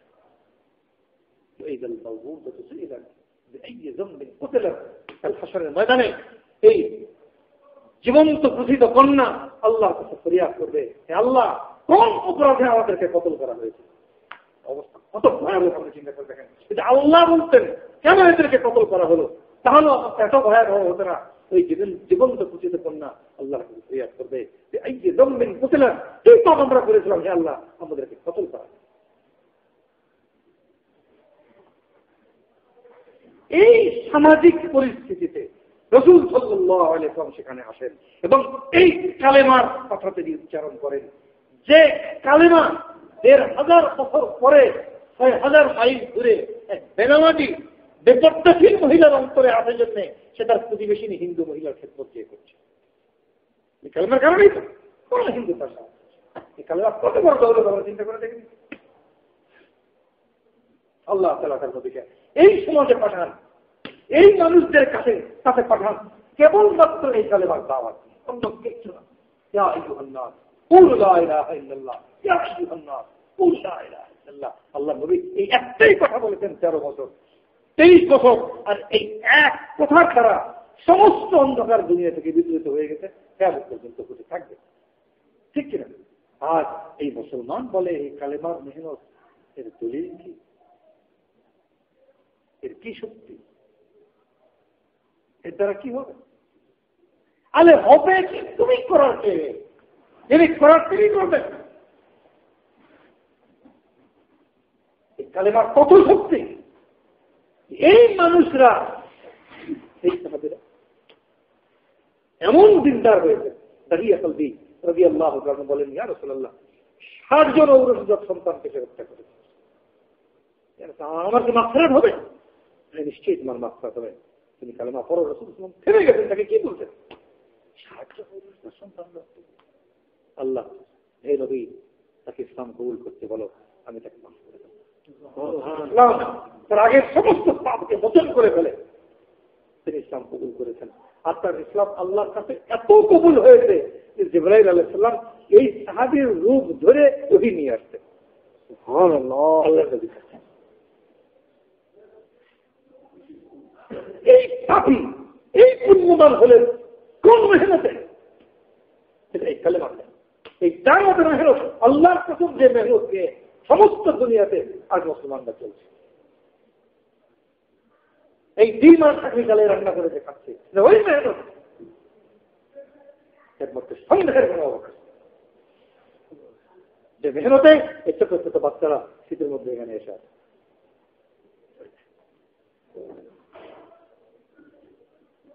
আপনাদের আরো আল্লাহ এই একটা অফারই শেষ জামানায় আমাদেরকে দিয়েছেন।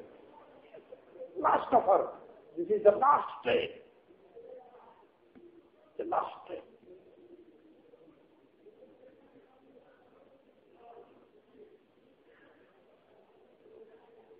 আল্লাহ নবী বলেছেন সাল্লাল্লাহু আলাইহি ওয়াসাল্লাম, মাহবুব এই উম্মত কখনো ধ্বংস হবে না।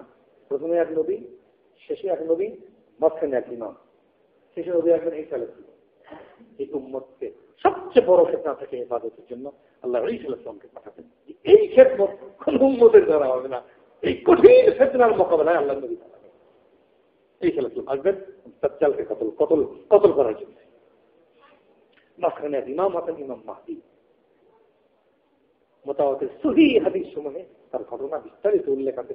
কোথায় আসবেন, কখন আসবেন, কি করবেন, কত বছর জীবিত থাকবেন, কোথায় বিবাহ করবেন, কোথায় দাফন হবেন, 3 ডিটেইলস হাদিসের কিতাবে আছে।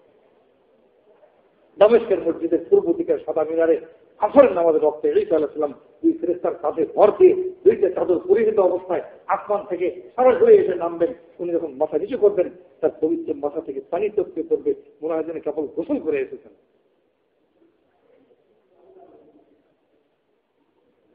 আর চোখের দৃষ্টি যতদূর যাবে, তার নিঃশ্বাসে ততদূর যাবে, তার নিঃশ্বাস যে কাপড়ের গায়ে লাগবে সেই মোমের মতো বলে যাবে। এবং দাজ্জালকে তিনি কতল করবেন। বাবেল লুদ একটা জায়গা আছে জেরুজালেমে, ওই জায়গা চিহ্নিত করা আছে, ওই যে ইহুদিরা দখল করতে পারেনি, ওদের দেশ দখল করতে পারেনি। ওদের দেশ মানে ওদের কাপচারে দখল করতে পারেনি। কি আশ্চর্য! প্রত্যেক ইহুদি বাবলা গাছের আড়ালে লুকাবে, এই জন্য বেয়াকুফরা সারা জেরুজালেমে বাবলা গাছ লাগিয়েছে। ওই বাবলা গাছ লাগাইলে তার আড়ালে লুকানো যাবে।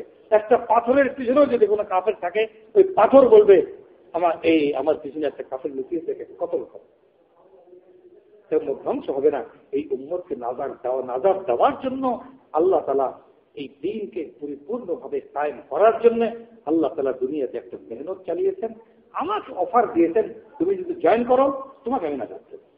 আমি জয়েন না করলে আল্লাহ না আমার অর্থের টাকা, না আমার এলেমের টাকা, না আমার ব্যক্তিত্বের টাকা, না আমার বুজুর্গের টাকা, আল্লাহ টাকা আমি জয়েন করলে আমি এই জন্য এই কাজকে সর্বান্তঃকরণে সর্বশক্তি দিয়ে করার জন্য সবাই তৈরি আছে। সবাই করেন, কেউ করুক আর না করুক, আমি করি।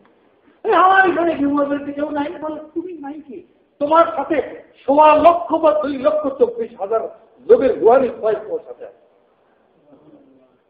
আছে। সে বলে 1,24,000 পয়গম্বরের রুহানি ভয় যখন তবলিগের সাথে। তুমি একা কিভাবে? তুমি সালমে একা কিভাবে? লক্ষ লক্ষ লোক আপনার সাথে আছে। এই সময় যদি স্যাটেলাইট থেকে পৃথিবীকে দেখা হয়, 1 লক্ষ লোক এই পটলা নিয়ে ঘুরছে, দাওয়াত দিচ্ছে, তালিম করছে, কাজ করছে, মানুষ আল্লাহ থেকে ডাকছে না। আল্লাহ কোরআনে বলেনি ওয়াতাসিমু বিহাবলিল্লাহি জামিআ, সবাই একত্রিত হয়ে আল্লাহ রশিকে মজবুত করে ধরো, ওয়ালা তাফাররাকু, পরস্পর বিচ্ছিন্ন হয় না। এই আয়াতের বাস্তবতা তবলিগের দ্বারা পৃথিবীতে বাস্তবায়িত হচ্ছে। সমস্ত পৃথিবী এই প্ল্যাটফর্মে একত্রিত হয়ে গেছে মুসলমানরা। কি এক বাংলাদেশটা দেখাই যায় না, চেনাই যায় না, নেটের মধ্যে সেখানে 90 দেশের মুসলমান একত্রিত হচ্ছে। কে পাকিস্তানি, কে ইন্ডিয়া, কে সাদা, কে কালো, কে আমেরিকান, কে আরব, কে আজম, কে শাফি, কে হানাফি, এই প্ল্যাটফর্মে একত্রিত হচ্ছে। আমাদের দেশের বিচারে এখানে আওয়ামী লীগের লিডারও আছে, বিএনপি লিডার আছে, ক্ষমতাহীন দলও আছে, ক্ষমতাহীন দলও আছে। আওয়ামী লীগ বিএনপির লিডার, 2 লিডার একখান থেকে একই রিক্সায় আসছে। এখানে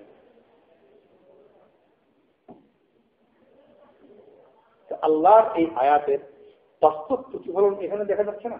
ওয়াতাসিমু বিহাবলিল্লাহি জামিআ ওয়ালা তাফাররাকু।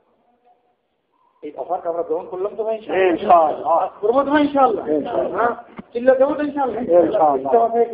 জীবনে 3 চিল্লা দেবো তো, 3 চিল্লা জানাস ইস্তেমা থেকে চিল্লা দাদা হ্যাঁ ইস্তেমা থেকে। الحمد لله نستعينه ونعوذ به من شرور أنفسنا ومن سيئات أعمالنا، من يهده الله فلا مضل له ومن يضلله فلا هادي له، وأشهد أن لا إله إلا الله وحده لا شريك له، وأشهد أن محمدا عبده ورسوله. قال الله تعالى: وأعوذ بالله من الشيطان الرجيم، بسم الله الرحمن الرحيم، فأقم وجهك للدين فطرة الله التي فطر الناس عليها لا تبديل لخلق الله ذلك الدين القيم ولكن أكثر الناس لا يعلمون. الله رب العالمين যে দিন আমাদেরকে নসিব করেছেন, দান করেছেন, ইসলাম, এই দিনের অনুসরণ করা, আল্লাহর হুকুম আহকামাতের পাবন্দি করা, রাসূল সাল্লাল্লাহু আলাইহি ওয়াসাল্লামের সুন্নাত মতো জীবন যাপন করা, এইটা ছাড়া আমাদের অন্য কোনো গত্যন্তর নেই। দুনিয়া আখিরাতে কামিয়াবি দিন মানার মধ্যে, না কামিয়াবি দিনকে না মানার মধ্যে। যে কোনো মানুষ, সে ধনী হোক দরিদ্র হোক, সে বুদ্ধিমান হোক বোকা হোক, শহরের হোক গ্রামের হোক, সে যদি দিনের উপর চলে আল্লাহ রাব্বুল আলামিন তাকে দুনিয়াতে এবং আখিরাতে কামিয়াব করে। যদি সে দিনের বিপরীত চলে, আল্লাহর হুকুম আহকামাতের পাবন্দি না করে, সে দুনিয়াতে এবং আখিরাতে ধ্বংস হবে।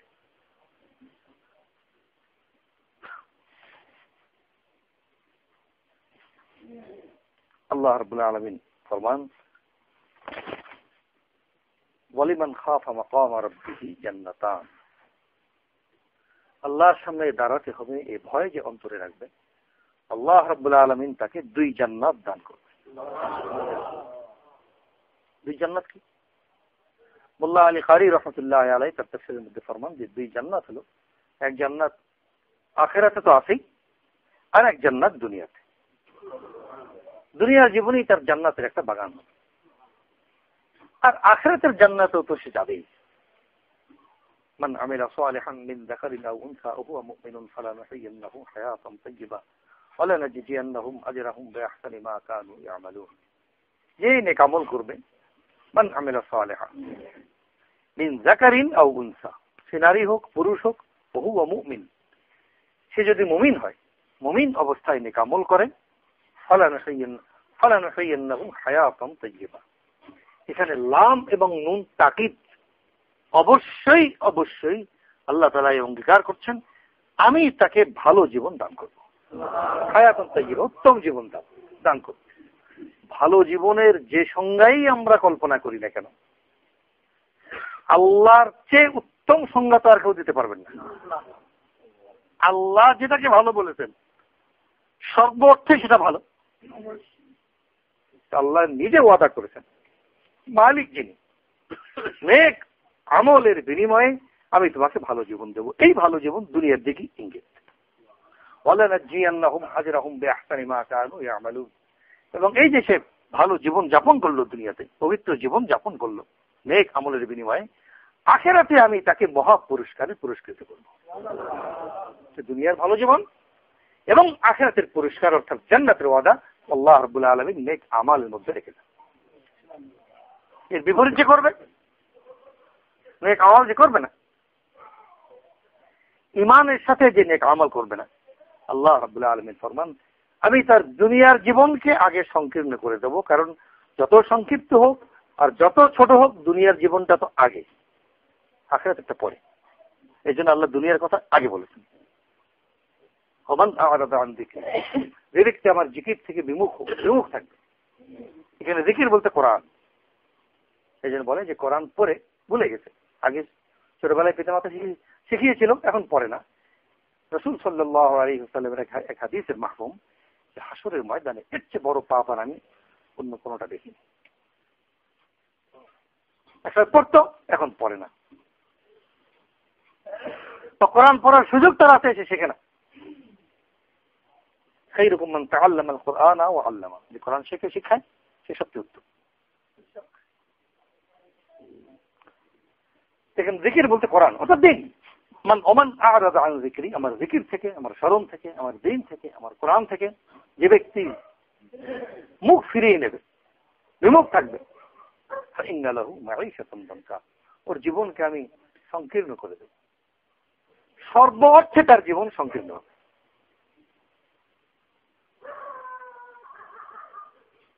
যেমন আসলে বলি কুর ব্যাংক, এদিক এক দৌড় দেয়, এদিকে এক দৌড় দেয়, জগৎ তো এইটুকুর মধ্যেই সীমাবদ্ধ। আসলে তা নয়, কুয়োর বাইরেও জগৎ আছে। মানুষ যদি তার বুদ্ধি, তার যুক্তি, দৃশ্যমান এই জগতের মধ্যে তার সবকিছুকে সীমাবদ্ধ রাখে, তো সে আসলে কুয়োর ব্যাঙ্গের মতোই বসবাস করছে।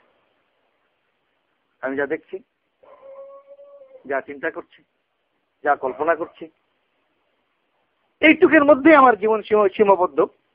তো দুনিয়ার সব কাফেররা ওই কুয়োর ব্যাঙ্গের মতো, এর বাইরে সে কিছু ভাবতে পারে না। মুমিন তা না। মুমিন যা দেখছে এর বাইরে আর এক জগৎ সে ভাবে এবং ওই অনুযায়ী সে নিজেকে তৈরিও করে। কাফেররা দেখেছে আমরা তো 1000 অস্ত্র শস্ত্রে সুসজ্জিত, আর রাসূলুল্লাহ সাল্লাল্লাহু আলাইহি ওয়াসাল্লাম উপস্থিত হয়েছেন মাত্র 313 জন নিয়ে, বলা যায় বিনা অস্ত্রে। তো যুক্তি বুদ্ধি সবকিছু বলে যে আমরা ওদেরকে পিষে ফেলবো। আর এইভাবে তারা তৈরিও হয়ে এসেছে বদরের যুদ্ধে। তারা গায়িকা নর্তকীকে সাথে নিয়ে এসেছে, মুহূর্তের মধ্যে আমরা তাদেরকে কতল করব, তারপরে আমরা ফুর্তি করব। গায়িকার পিছনে আছে, কিন্তু জগতের বাইরেও আছে। ইস্তাগফিরুনা রাব্বাকুম ফাস্তাজাবা লাকুম আন্নী মুমিদ্দুকুম বিআলফিন মিনাল মালাইকাতি মুদ্দিফিন। আল্লাহ বলেন, হে নবী, তুমি দোয়া করলে, আমি সে দোয়াকে কবুল করলাম। তুমি চাইলে আমি 1000 ফেরেশতা দিয়ে তোমাকে সাহায্য করলাম। আব্বাস রাদিয়াল্লাহু তাআলা আনহুকে বদরের যুদ্ধে এক সাহাবী, এক আনসারী ধরে নিয়ে এসেছেন। আব্বাস রাদিয়াল্লাহু তাআলা অত্যন্ত বীর পুরুষ ছিলেন। ওনার স্বাভাবিক কণ্ঠই যেত 12 মাইল। 12 মাইল যার কণ্ঠ যায়, তার বাকি অবস্থা আপনি চিন্তা করে দেখেন। তায়েফের যুদ্ধে, হুনাইনের যুদ্ধে যখন মুসলমানরা ছত্রভঙ্গ হয়ে গেল, উনি এক চিৎকার দিয়েছেন, এক চিৎকারে পুরো কাফেলা একত্রিত হয়ে যায়। একটাকে ওনাকে এক আনসারী সাহাবী ধরে নিয়ে এসে রাসূলুল্লাহ সাল্লাল্লাহু আলাইহি ওয়াসাল্লামের কাছে পেশ করছেন, ইয়া রাসূলুল্লাহ, আমি একে ধরে নিয়ে এসেছি। আব্বাস রাদিয়াল্লাহু তাআলা বলছেন, ও আমাকে ধরতে পারে, এটা কল্পনা করাই মুশকিল। ও আমাকে কিভাবে ধরবে? যার কণ্ঠ যায় 12 মাইল, এই বাহাদুরকে কে ধরে আনতে পারবে?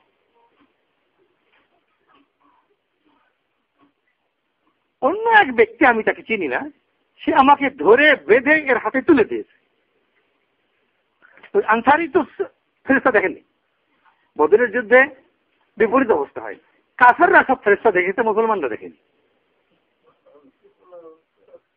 এই জন্য কাশফ যে বলে, কাশফ কোন ওলায়েতের দলিল নয় যে আমি একটা গায়েবী জিনিস আল্লাহ আমার সামনে দৃশ্যমান করে দিলেন বলি আমি আল্লাহর ওই ওলি হয়ে গেলাম, তা নয়। অনেক সময় যুগী ঋষিরাও অনেক জিনিস দেখতে পায় যেটা সাধারণ মুমিন দেখতে পায় না।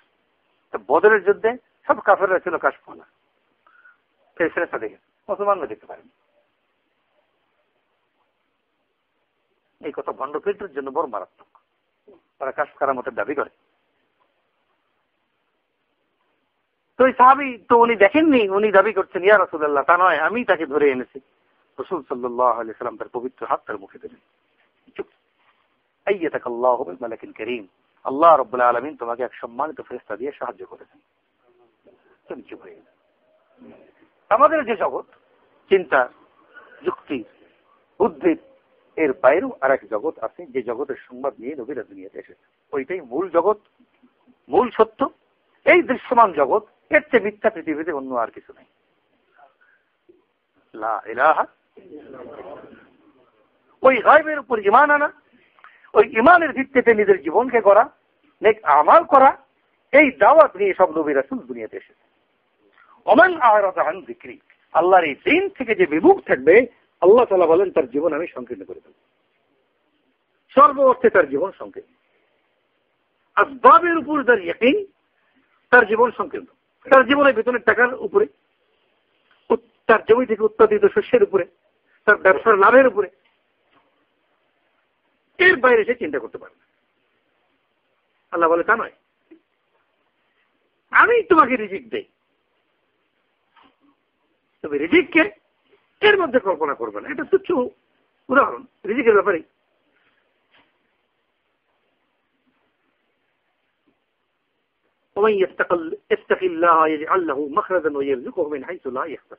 আল্লাহকে যে ভয় করে, যে কোনো সংকীর্ণতায় আল্লাহ তাআলা তার জন্য উদ্ধারের পথ করে দেন। যে কোনো বিপদের মধ্যে সে পড়ুক, সে পথ হয়ে যাবে, সে পার হয়ে যাবে, উদ্ধার পাবে। ওয়াইয়ারযুকুহু মিন হাইসু লা ইয়াহতাসিব, আর এমন জায়গা থেকে আল্লাহ তাআলা তাকে রিজিক দেবেন, লা ইয়াহতাসিব, যেখান থেকে সে হিসাব করতে পারবে না। হিসাব হিসাব, হা সিন বা হিসাব দুই অর্থে ব্যবহার হয়। একটা হলো হিসাব, আমরা যে দুই দুই দুই দুই দুই চার। আর এক হলো প্রত্যাশা, আশা করা। সে আশা করে এমন জায়গা থেকে, আশার বাইরে, হিসাবের বাইরে, গণনার বাইরে আল্লাহ তাআলা তাকে রিজিক দেবেন। আর মানুষ প্রত্যাশা করে হিসাব থেকেই। আমার এক জায়গায় জমি আছে, আমি সেখানে শস্য উৎপন্ন করলাম, 30 মণ ধান হলো বা হবে, তারপরে এই বেচবো, এই কিনবো। আমি 1 লাখ টাকার মাল কিনলাম, 3 লাখ বিক্রি করলাম, 50,000 লাভ হলো। এই যে হিসাবের একটা জগতের মধ্যে আমরা ঘুরপাক খাচ্ছি, গণনার জগৎ। এই জগতের এই হিসাব, গণনা এবং হিসাব থেকে সে যে প্রত্যাশা করে যুক্তি দিয়ে, এই যুক্তির বাইরে আল্লাহ তাআলা তাকে রিজিক দেন, যেটা হিসাব করতে পারবে। এই হিসাবটা কি? এইটাই তো বোগাস। 2 আর 2 4। আমি যদি বলি 6, 2 আর 2 যে 6 হবে না, এর মিথ্যা প্রমাণ করার কোনো উপায় আছে? আমি ধরে নিয়েছি 2 আর 2 4 হবে। এই ধরে নেওয়াটা কতটুকু শুদ্ধ? সংখ্যা কাকে বলে? এটা কল্পনা, অভিজ্ঞতা। অভিজ্ঞতায় বলে 2 আর 2 4। আল্লাহ বলেন তা নয়, আমি মুমিনের জীবন চালাবো তার হিসাব এবং কল্পনার বাইরে। একথা আল্লাহ কোরআন শরীফের মধ্যে বলেছেন, ওমান ইয়াত্তাকিল্লাহা ইয়াজআল লাহু মাখরাজা ওয়া ইয়ারযুকহু মিন হাইসু লা ইয়াহতাসিব। এরা শুধু নবী আউলিয়াদের জীবন নয়, প্রত্যেক মুমিনের জীবনে এই হিসাব, এই বেগায়ের হিসাব ক্রিয়াশীল। আমাদের সমাজে এখন, এটা আগে আমরা ছোটবেলায়, আমাদের ছোটবেলা তার খুব বেশি আগের কথা নয়, তারপরেও বলি, হ্যাঁ, 4 বছরের ছোট্ট বাচ্চা বলছে আমি যখন ছোট ছিলাম। ও আজ কখন ছোট ছিল, বয়সই ওর 4। তা আমাদের ছোটবেলা খুব বেশি আগের ইতিহাস নয়, তারপরেও শুনেছি বা দেখেছি, বা ছোটবেলায় বড়দের কাছে গল্প শুনেছি যে দাদা একটা চাকরি করতেন, বেতন ছিল 3 টাকা বা 6 টাকা। ওই দাদার 6 টাকার বেতনে শুধু দাদি নয়, ওর 14 গোষ্ঠী প্রতিপালিত হতো। নিজের 12 ছেলে, 7 মেয়ে, ভাইয়ের 5 ছেলে, বোন, ভাগ্নি, আত্মীয় স্বজন, পাড়া প্রতিবেশী, 14 গোষ্ঠী ওই 5 টাকা বেতনে চলবে। এখনো তাই। এক অফিসের ক্লার্ক, ও বেতন পায় 4,000 টাকা। খোঁজ দিয়ে দেখেন, ওর তো আল্লাহ সন্তানের মধ্যেও বরকত দিয়েছে, 10 ছেলে, 10 না হোক অন্তত 5, তো 5 ছেলে 5 মেয়ে, আত্মীয় স্বজন, পাড়া প্রতিবেশী, সব ওর ওই 4,000 টাকার উপরে চলছে। এবং কোথেকে চলছে ও কল্পনা করতে পারবে না। ওরই ছোট ভাই চাকরি করে ঢাকায়, তার বেতন 40,000 টাকা। ওর বউয়ের বেতন 60,000 টাকা। সন্তানাদি নাই, 2 দম্পতি 1 লাখ টাকায় চলতে পারে না। এই ঘটনা সমাজে ঘটছে কিনা? হ্যাঁ, ইতরের তাও চলছে না। আর 4,000 টাকায় ও ভাগ্নিকে সাহায্য করছে। খোঁজ দিয়ে দেখেন যে দাদি অসুস্থ, তাকে ওষুধ কিনে দিয়েছে। ইমাম সাহেবের বেতন প্রতি মাসে ওই যায়। মসজিদ ফান্ডে ও 2 বস্তা সিমেন্ট দিয়েছে। প্রতিবেশী অসুস্থ, তাকে ডাক্তারের কাছে নিয়ে গেছে। দূর আত্মীয় মেট্রিক পরীক্ষা দেবে, ওর বাসায় এসে থাকে। ওর দাদির খালাতো ভাই, তাকেও সাহায্য করে। মেহমানরা এসে ওর বাড়িতে ওঠে। ঢাকায় 2 ভাই, এক ভাই ধনী, এক ভাই গরিব। গ্রাম থেকে যদি মেহমানরা যায়, ওই গরিবের বাড়িতে ওঠে, ধনী বাড়িতে ওঠে না। এখন 2 ভাই, একজন ধনী, একজন গরিব। একজন থাকে ধানমন্ডিতে, একজন থাকে কোথায় ফকিরা বলে, তো ফকিরা বলে যায় সব। তো মিন হাইসু লা ইয়াহতাসিব, আল্লাহ তাআলা কালামে পাকের মধ্যে বলেছেন যে তাকওয়া হাসিল করে আল্লাহ রাব্বুল আলামিন এমন জায়গা থেকে তার রিজিক দেন, এটা সে হিসাব করতে পারে না, কল্পনা করতে পারে না। আবু হুরায়রা রাদিয়াল্লাহু আনহু ক্ষুধার্ত, উনি রাস্তায় বসে আছেন, যে লোকজন যাবে আমি তাকে কিছু জিজ্ঞেস করবো, আমার ক্ষুধা টের পাবেন, আমাকে নিয়ে গিয়ে খাওয়াবেন। তো ওমর রাদিয়াল্লাহু আনহু গেলেন, সালাম দিলেন, কোনো মশলা জিজ্ঞেস করলেন, উনি মশলার উত্তর দিয়ে চলে গেলেন। এর পেয়ে পাননি কথা হয়তো বলা যাবে না, টের পেয়েছেন হয়তো বা তার ঘরে, কিন্তু নাইও যে দেবেন কি। আর ও সিদ্দিক রাদিয়াল্লাহু আনহু মশলা জিজ্ঞেস করলেন, উনিও সালাম দিয়ে চলে গেলেন। হয়তো বা টের পেয়েছেন ঘরে, ওনারই ঘরে নাই, নাই কি দেবেন। আবু হুরায়রা রাদিয়াল্লাহু আনহু বলেন, আমাদের মধ্যে সবচেয়ে উত্তম মেহমানদারি করতেন জাফর রাদিয়াল্লাহু আনহু। তার মতো উত্তম মেহমানদারি, এত উদার আর কেউ ছিল না। কিরকম উদার, এরকম মেহমানদারি, খুব গরু আর উট জবাই করে খাওয়াতেন, ব্যাপার কিন্তু এরকম নয়। আমরা শুক্রবারের দিন নামাজ পড়ে তার বাড়িতে দিতাম, শুকনো 2-4টা রুটি যা ছিল ওইটা দিতেন, আর ঘির পাত্রটা দিতেন। ঘির পাত্রে সাধারণত ঘি থাকতো না, ওইটা আমরা ছিঁড়ে যেটা খেতাম। এই হলো উদার, সবচেয়ে বড় মেহমানদের। ঘি কি পরিমাণ আছে যে ওইটা খেতে বা ভেঙে রুটি দিয়ে মুছে মুছে খেতে হতো, বা খুব উপর করতাম দিয়ে ফোটা পড়তো, এইটুকুই। তো রসুল সাল্লাল্লাহু আলাইহি ওয়াসাল্লাম এসেছেন, রসুল সাল্লাল্লাহু আলাইহি ওয়াসাল্লাম তাকে দেখি ডেকে নিয়ে এসেছেন। এসে ভিতরে বললেন যে খাওয়ার কি কিছু আছে। সাহাবীরা মেহমান নিয়ে যেতেন বাড়িতে, আর বাড়িতে বলতেন খাবার কি কিছু আছে। আমরা যদি এরকম বলি, হঠাৎ দিন মেহমান বাড়িতে নিয়ে যে বললাম খাবার কি কিছু আছে, তো সাইক্লোন একেবারে সুনামি না হলেও সাইক্লোন হবে। কি নাই তুমি জানো না? বাজার নাই, ঘাট নাই, উপার্জন নাই, তুমি জানো না? সাহাবীদের ক্ষেত্রে তা ঘটে প্রায় হাদিসের কিতাবে এই ঘটনা। সাহাবীরা মেহমান নিয়ে যে বলতেন খাবার কি কিছু আছে। তারা বড় সহনশীল, বড় নেককার, তারাও তো সাহাবিয়া। থাকলে পেশ করতেন, না থাকলে বলতেন নাই। এর দ্বারা বোঝা যায় যে জীবনের মধ্যে হিসাবের খুব একটা বেশি দখল ছিল না। হিসাবের খুব একটা বেশি দখল ছিল। তো যে বিখ্যাত ঘটনা আছে না, যে আবু তালহা রাদিয়াল্লাহু আনহু মেহমান নিয়ে গিয়েছেন, বিবি বলছেন যে বাচ্চাদের উপযোগী একটু খাবার আছে, তাছাড়া কিছু নাই। তিনি বলেন বাচ্চাদের খাবারই মেহমানকে করে দাও, আর বাতি নিভিয়ে দাও, মেহমান খেয়ে নেবে, আমি খাবো না। সমগ্র মানব ইতিহাসে এই ঘটনার কোনো দ্বিতীয় দৃষ্টান্ত নেই। বাচ্চাদেরকে উপোস রেখে মেহমানকে খাওয়ানো, এর দৃষ্টান্ত পৃথিবীর ইতিহাসে নেই। বাচ্চাদেরকে কেউ উপোস রাখতে পারবে না, ও কান্নাকাটি করবে। আর বাচ্চারা এক বেলা উপোস থাকলে ওর চেহারা ধরা পড়ে। বয়স্ক লোক তো 3 বেলা না খেলেও কিছু ভরে যায় না, বাচ্চারা এক বেলা না খেলে ওর চেহারা ঠেকা চলে যায়। তো বাচ্চাদেরকে উপবাস রেখে মেহমানকে খাওয়া। আল্লাহ তাআলা এই দানের উপরে, এই মহানুভবতার উপরে, এই দানশীলতার উপরে কোরআনে পাকের আয়াত নাযিল করেছেন। ওয়ুসিরুনা আলা আনফুসিহিম ওয়ালাউ কানা বিহিম খাসাসা। ওই অবস্থায় তারা অন্যকে প্রাধান্য দেয় যখন নিজেরই নাই। ওয়ুসিরুনা আলা আনফুসিহিম ওয়ালাউ কানা বিহিম খাসাসা। যখন নিজেরই ছিন্ন ভিন্ন অবস্থা, ওই অবস্থায় তারা অন্যকে প্রাধান্য দিচ্ছে, অন্যকে উপকার করছে, অন্যকে দান করছে। ধন সম্পদ মানুষকে কৃপণ বানিয়ে ফেলে।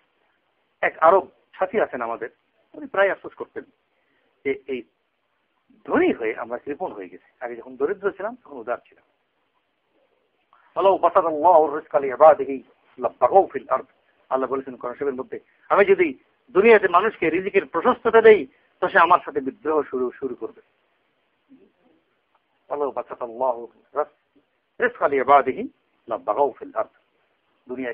দুনিয়াতে মানুষকে যদি আমি রিজিকের প্রশস্ততা দেই তো সে আমার সাথে বিদ্রোহ শুরু করবে, আবার নাফরমানি করবে বিদ্রোহের সাথে। সেজন্য আল্লাহ রাব্বুল আলামিন তার নেক বান্দাদেরকে অল্প অল্প দেন, প্রয়োজন মতো দেন, বন্ধ করেন, আবার দেন, আবার বন্ধ করেন, যেন সে বিদ্রোহ না করে, আল্লাহর নাফরমানির মধ্যে সীমা লঙ্ঘন না করে।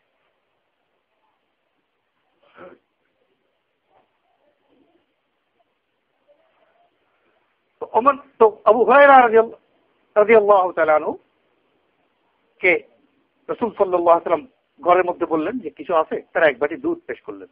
আবু হুরায়রা রাদিয়াল্লাহু তাআলা কে বললেন রাসূল সাল্লাল্লাহু আলাইহি ওয়াসাল্লাম আসহাবে সুফাকে ডেকে নিয়ে আসো। আসহাবে সুফা তখন ছিলেন 70 জন। আর ওনার মন আরো খারাপ হয়ে গেছে। হিসাবটা তার ভিতরে আছে, এই এক বাটি দুধ আমি এই চরম ক্ষুধার সময় এই 70 জনকে ডেকে নিয়ে আসবো, আর উনি তো খাওয়াতে বলবেন আমাকেই। এই সব চিন্তা আমার মাথায় ঘুরপাক, সেটা ওদের সব উল্লেখ। এই চিন্তায় উনি তাদের, কিন্তু রাসূল সাল্লাল্লাহু আলাইহি ওয়াসাল্লাম আদেশ তাদেরকে ডেকে নিয়ে এসেছেন। আর ওনার যা ধারণা করেছেন ঘটনা ওরকমই ঘটলো। সবাইকে দুধ পান করো, সবাইকে দিচ্ছেন, এই দুধ পান করছে, বাটির দিকে তাকিয়ে আছেন, আমার ভাগে কতটুকু থাকবে। সবাই তৃপ্তির সঙ্গে খেলেন, খাওয়ার পর সব চলে গেলেন। রাসূল সাল্লাল্লাহু আলাইহি ওয়াসাল্লাম বলেন, এবার তুমি খাও।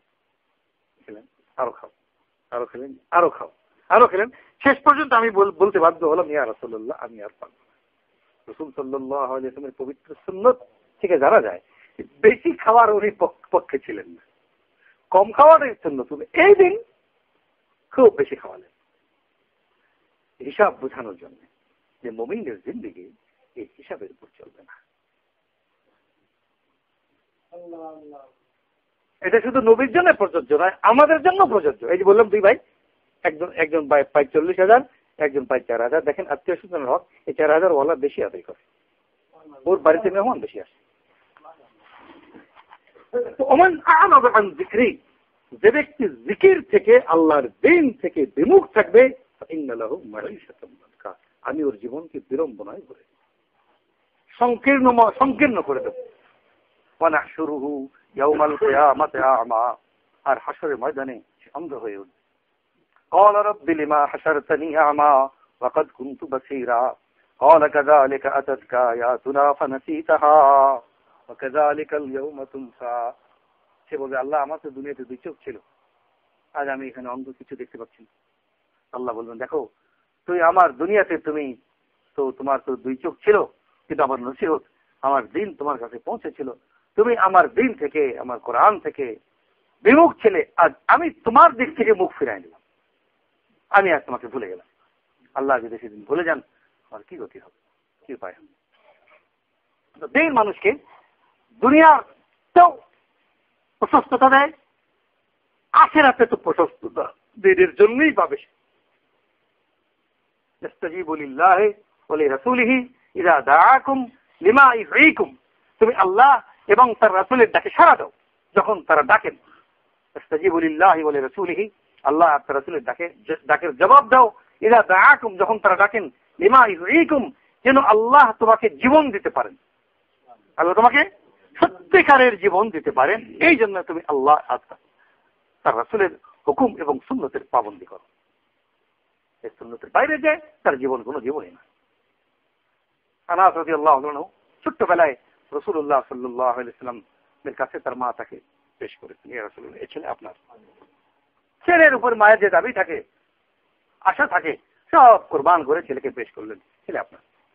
আনাস রাদিয়াল্লাহু আনহু 10 বছর রাসূলুল্লাহ সাল্লাল্লাহু আলাইহি ওয়াসাল্লামের খিদমত করেন। 10 বছর রাসূল সাল্লাল্লাহু আলাইহি ওয়াসাল্লামের সঙ্গেই আছেন। এই 10 বছরে উনি বর্ণনা করেন, রাসূল সাল্লাল্লাহু আলাইহি ওয়াসাল্লাম কোন কাজের উপরে আমাকে এই প্রশ্ন করেননি, এই কাজ কেন করলে, আর কোন কাজের উপরে এই প্রশ্ন না করলে উনি আমাকে বলেননি এই কাজ কেন করলেন।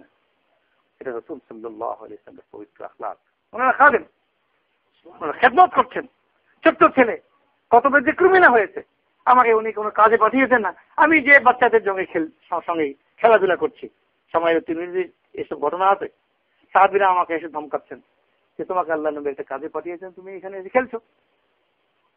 আর রাসূল সাল্লাল্লাহু আলাইহি ওয়াসাল্লামের কাছে যখন আমি যেতাম, রাসূল সাল্লাল্লাহু আলাইহি ওয়াসাল্লাম বলতেন, ওটা আবার তকদিরই নাই, আমাকে ধমকাতেন না। উনি বলতেন, এই 10 বছরে আল্লাহর নবী, আমি ওনার যত খেদমত করেছি, উনি আমার খেদমত করেছেন তার চেয়ে বেশি। পুরো 10 বছরে এটা কেন করলে, এটা কেন করবে না, এই প্রশ্ন আল্লাহ নবী আমাকে করেন। এটা আল্লাহ নবীর আখলাক। ইন্নাকা লাআলা খুলুকিন আযীম। হে নবী, আমি তোমাকে মহান আখলাক দান করেছি। ইন্নামা মাকারিমাল আখলাক বুইসতু লিউতাম্মিমা মাকারিমাল আখলাক, উত্তম চারিত্রিক গুণাবলীর কে প্রকাশ করার জন্য আল্লাহ আমাকে দুনিয়াতে পাঠিয়েছে। লিউতাম্মিমা মাকারিমাল আখলাক, মহান মানবিক চারিত্রিক আখলাকের গুণাবলীর বিকাশ ঘটানোর জন্য আল্লাহ রাব্বুল আলামিন আমাকে দুনিয়াতে পাঠিয়েছে। সেই জন্য আমাদের ওলামারা বলেন, এই দাওয়াতের কাজের সাথে এই আখলাক অত্যন্ত বেশি জরুরি। আখলাকের সঙ্গে এই কাজ করতে হবে, তাহলে এই কাজের ফল দ্রুত প্রকাশ পাবে। কিয়ামতের ময়দানে হাসরে মিজানের পাল্লায় সবচেয়ে বেশি ওজন হবে মানুষের আখলাক। উত্তম চরিত্র, উত্তম আখলাকের দ্বারা একজন মানুষ ওই জায়গায় পৌঁছে, অনেক নামাজ রোজার দ্বারাও মানুষ যে জায়গায় পৌঁছতে পারবে না। এই শরীয়তে আখলাকের খুব প্রয়োজন, এমনকি ইবাদতের চেয়েও। তো রাসূল করিম সাল্লাল্লাহু আলাইহি ওয়াসাল্লাম যে দ্বীন নিয়ে এসেছেন, এই দ্বীনের মধ্যে যে মানবে না যে দ্বীন, ও দুনিয়াতেও ক্ষতিগ্রস্ত হবে, আখিরাতেও ক্ষতিগ্রস্ত হবে। আর যে দ্বীনের উপর চলবে সে দুনিয়াতেও লাভবান হবে, আখিরাতেও লাভবান হবে। এই দ্বীন কাকে বলে? দ্বীন হলো মূলত দুই জিনিসের নাম। মূলত জিনিস একটাই, আমাদের বোঝার জন্য আমাদের মাশায়েখরা, আমাদের ওলামারা এটাকে দুই ভাগে ভাগ করেছেন। সাধারণ কথায় আমরা বলি একটা হকুল্লাহ, একটা হকুল ইবাদ, একটা আল্লাহর হক, একটা বান্দার হক। আল্লাহর হক শরীয়তের ভাষায় এটাকে ইবাদত বলে, বান্দার হক শরীয়তের ভাষায় এটাকে আখলাক বলে। এই দুই অংশ।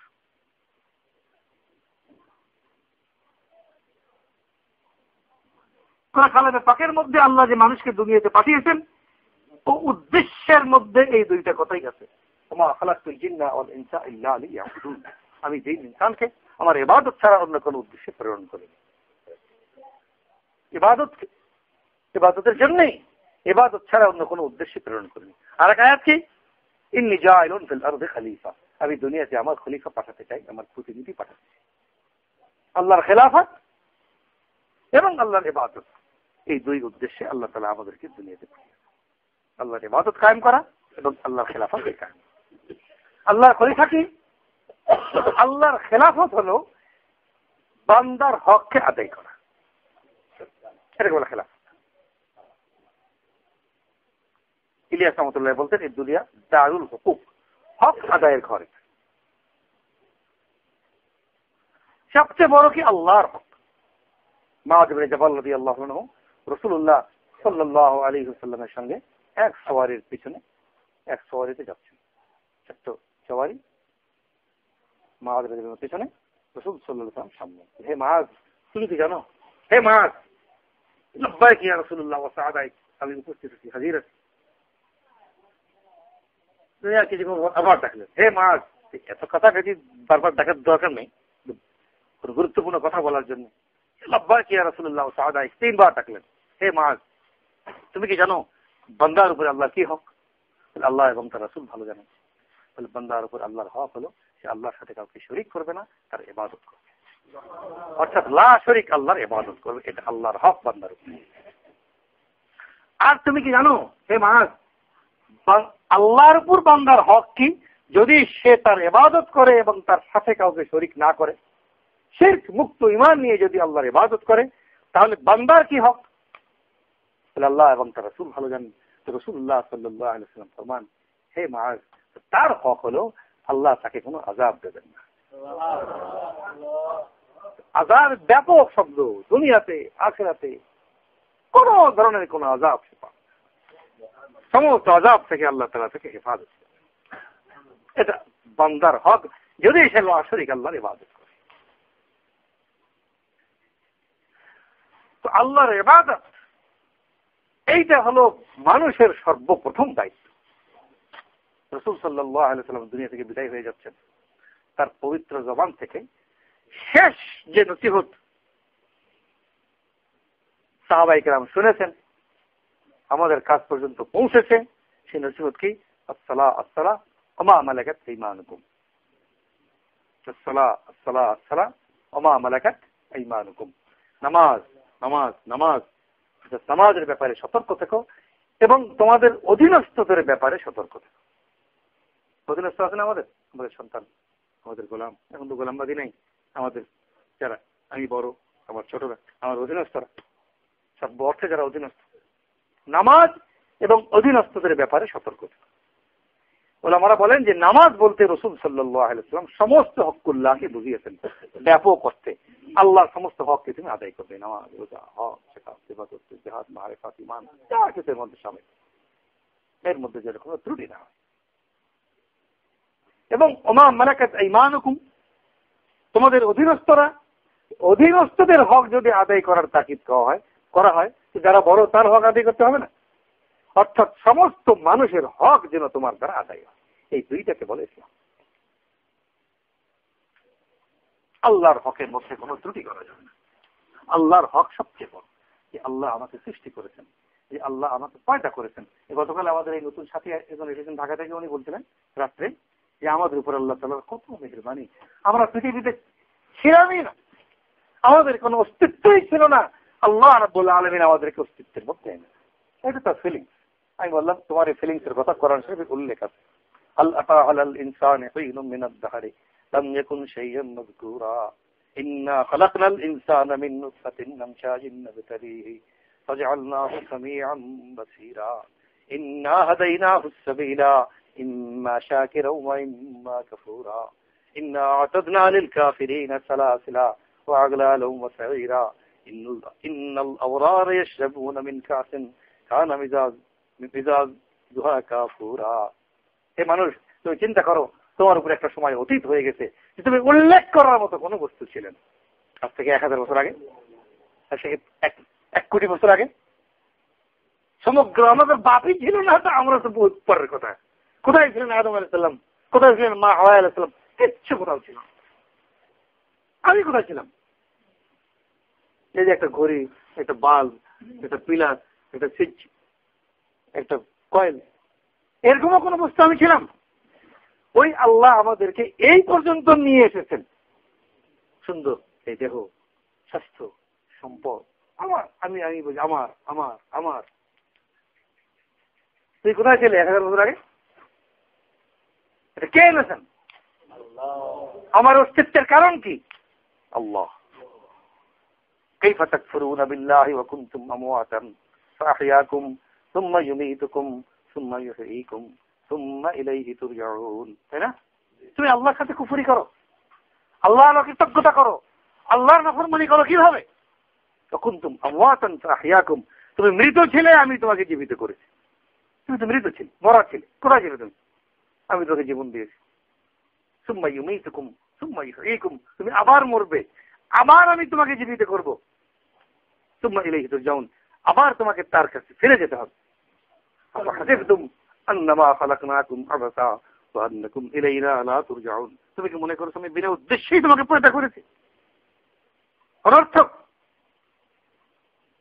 আর আমার কাছে তোমাকে ফিরে আসতে হবে না? যে আল্লাহ আমার অস্তিত্বের কারণ, যে আল্লাহ ওই অনস্তিত্ব থেকে আমাকে অস্তিত্বের মধ্যে এনেছেন, আমাকে ঘৃণিত অবস্থা থেকে এই সুঠাম শরীর দান করেছেন, সর্বোত্তম আকৃতি দিয়েছেন। লাকাদ খালাকনাল ইনসানা ফি আহসানি তাকওয়িম, সুন্দর এই দেহ, এই সুন্দর চেহারা। ওয়াজআলা লাকুমুস সামআ ওয়াল আবসারা ওয়াল আফইদাতা কালিলাম মা তাশকুরুন, চোখ দিয়েছি, কান দিয়েছি, অন্তর দিয়েছি। তোমার জীবনের সমস্ত উপকরণ আমি এই পৃথিবীতে স্তরে বিস্তরে সাজিয়ে দিয়েছি। আলাম নাজআলিল আরদা মিহাদা ওয়াল জিবালা আওতাদা ওয়া খালাকনাকুম আজওয়াজা ওয়াজআলনা নাওমাকুম সুবাতা ওয়াজআলনা আল-লাইলা লিবাসা ওয়াজআলনা আন-নাহারা মাআশা। আলাম নাজআলিল আরদা মিহাদা, আমি কি জমিনকে তোমাদের জন্য বিছিয়ে দেইনি? আল্লাহ যখন জমিন সৃষ্টি করেন, জমিন কাঁপতে ছিল, আল্লাহ পাহাড় দিয়ে জমিনের উপর ব্রেক বসিয়ে দেন যে জমিন স্থির হয়ে যায়। জমিন একটু যদি কাঁপে তো কি অবস্থা হয়? জাপানে কি অবস্থা হয়েছে? সব শেষ।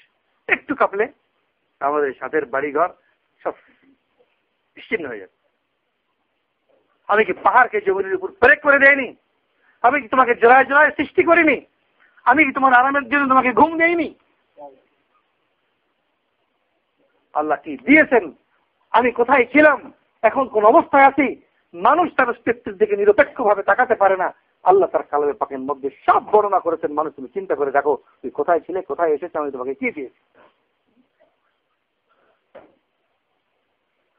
ওয়াল্লাযী খালাকা লাকুম মা ফিল আরদি জামিআ, আমি যা কিছু দুনিয়াতে আছে আমি সব হে মানুষ তোমার জন্য পয়দা করেছি, অন্য কারোর জন্য নয়, কেবলমাত্র তোমার জন্য। এই একজন কবি বলেন, আসমান জমিন পাহাড় পর্বত নদী নালা গ্রহ নক্ষত্র সব কিছু আমার এক প্লেট ভাত জোগাতে ব্যস্ত। আমি আম উপার্জন করে খাই, 4 টাকা দিলাম, চা 1 কাপ খেলাম, আমি আমার উপার্জনের টাকা।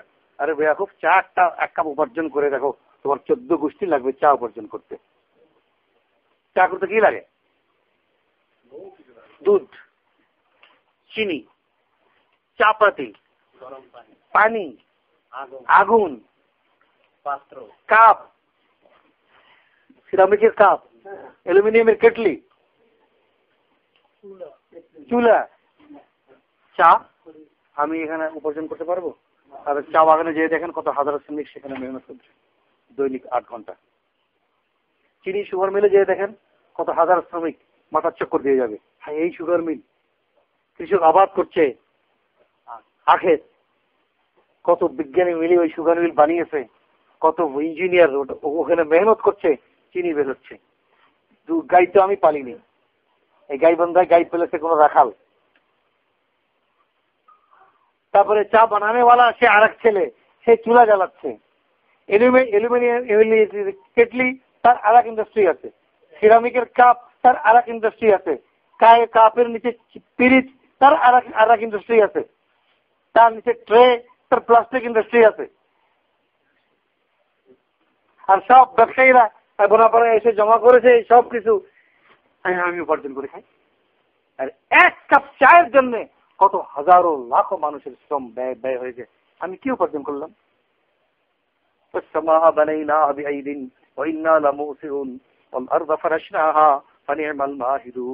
তুমি জমিনের দিকে তাকাও, জমিন কি?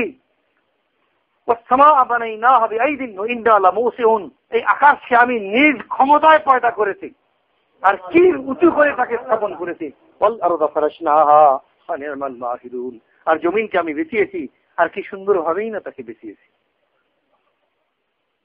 আল্লাহর কালামে এই আয়াত পড়ে আমি সব কবিতা প্রায় ভুলে গেছি। এত সুন্দর কথা থাকতে ফালতু কবিতা আমি কেন পড়বো?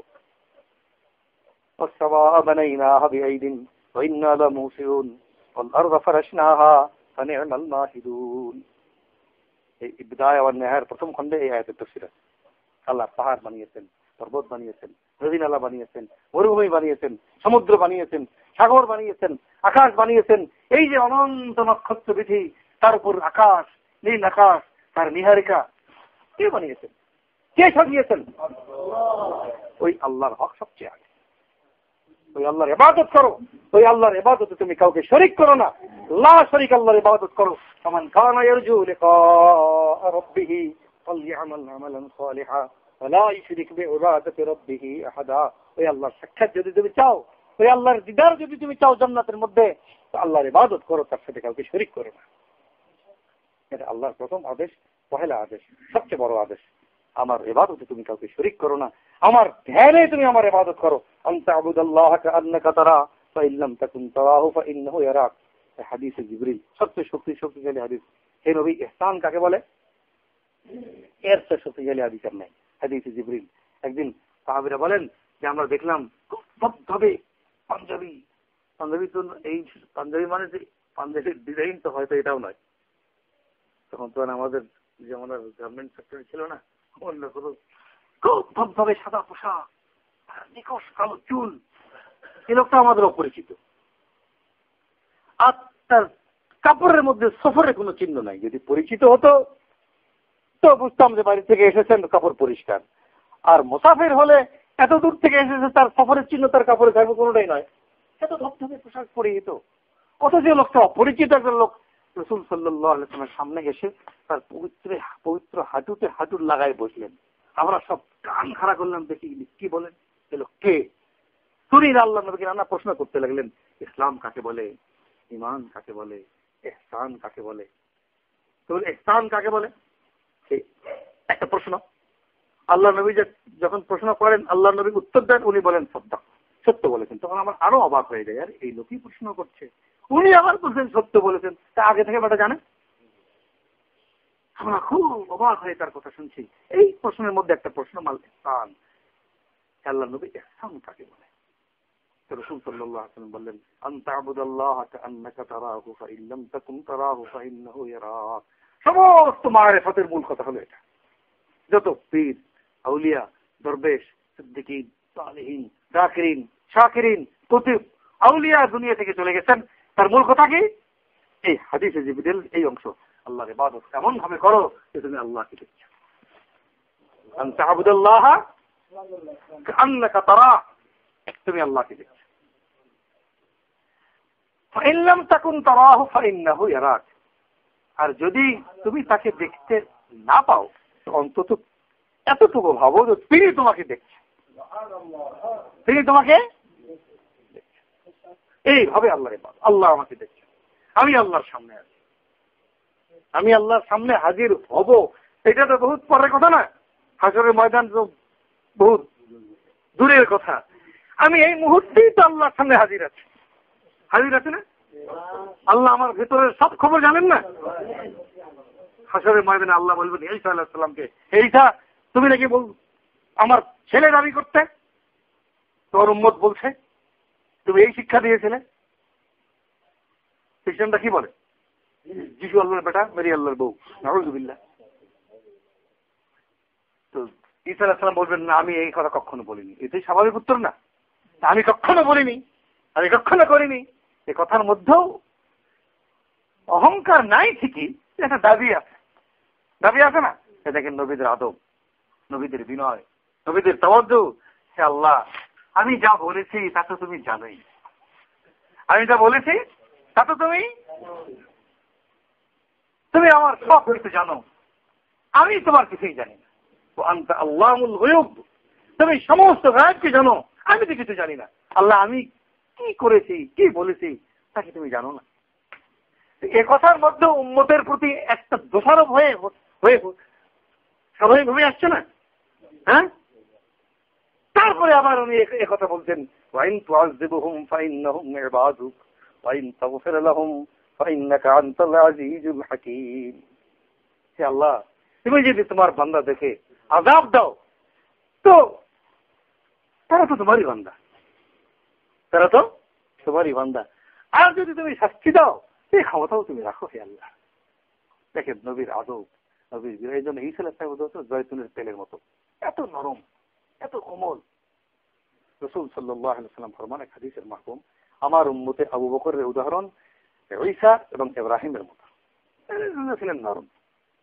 আর ওমরের উদাহরণ নূহ এবং মূসা, নূহ আলাইহিস সালাম আর মূসা আলাইহিস সালাম জব্বার, কঠোর নবী। নূহ আলাইহিস সালাম দোয়া করেছেন না, قال نوح ربي لا تذر على الارض من الكافرين ديارا وانك ان تذرهم يضلوا عبادك ولا يلدوا الا فاجرا كفارا। আল্লাহ একটা কাফের জন্য দুনিয়াতে জিন্দা না থাকে, সব ধ্বংস করে দাও, আল্লাহ সব ধ্বংস করে দিবে, সব ধ্বংস করে দিবে। আল্লাহ নূহ আলাইহিস সালামকে মাটির পাতিল বানাতে বলেছেন, মাটির পাতিল উনি বানিয়েছেন, সব ভেঙে ফেলো। আমি নিজে হাতে বানালাম, আমার ভেঙে ফেলবো, এটা কষ্টের ব্যাপার না। অন্য বানালে তো ভাঙা সহজ, অন্যের বাগান উজাড় করা বহুত সহজ, নিজে বাগান করে দেখাও।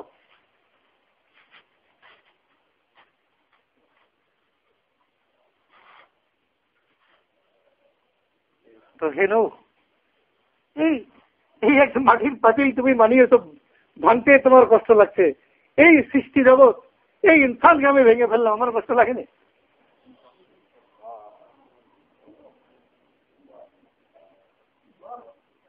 আল্লাহ তুমি ঘুমাও না, তো বলছেন তুমি হাতে এক গ্লাস পানি নিয়ে দাঁড়িয়ে থাকো, হাতে পানি নিয়ে গ্লাস ভর্তি পানি নিয়ে কতক্ষণ দাঁড়িয়ে থাকবে? এই যে তন্দ্রা এসেছে, গ্লাস পরে ভেঙে গেছে, তাহলে একটা গ্লাসই তুমি সামলাতে পারো না, আর আমি যদি ঘুমাই সে সৃষ্টি জগৎ কে সামলাবে? আনাল হাইয়ুল কাইয়ুম, আমি চিরজীবন্ত চিরস্থায়ী, আমার সমগ্র বিশ্বের সত্তার ধারক এবং বাহক।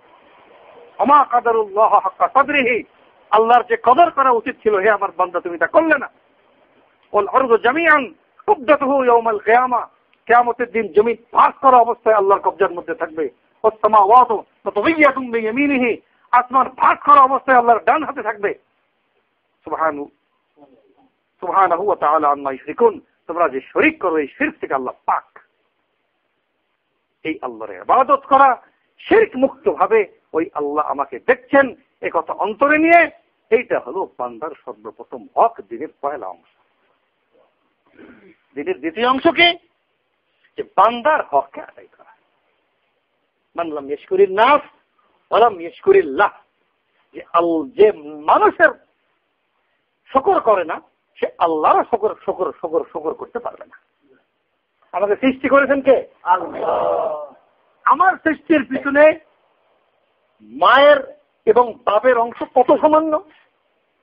মায়ের তো একটু বেশি আছে, বাপের অংশ কত সামান্য। কিন্তু আল্লাহ বাপ মায়ের হককে নির্ধারণ করে দেননি যে এটাই তোমার জান্নাত, এটাই তোমার জাহান্নাম।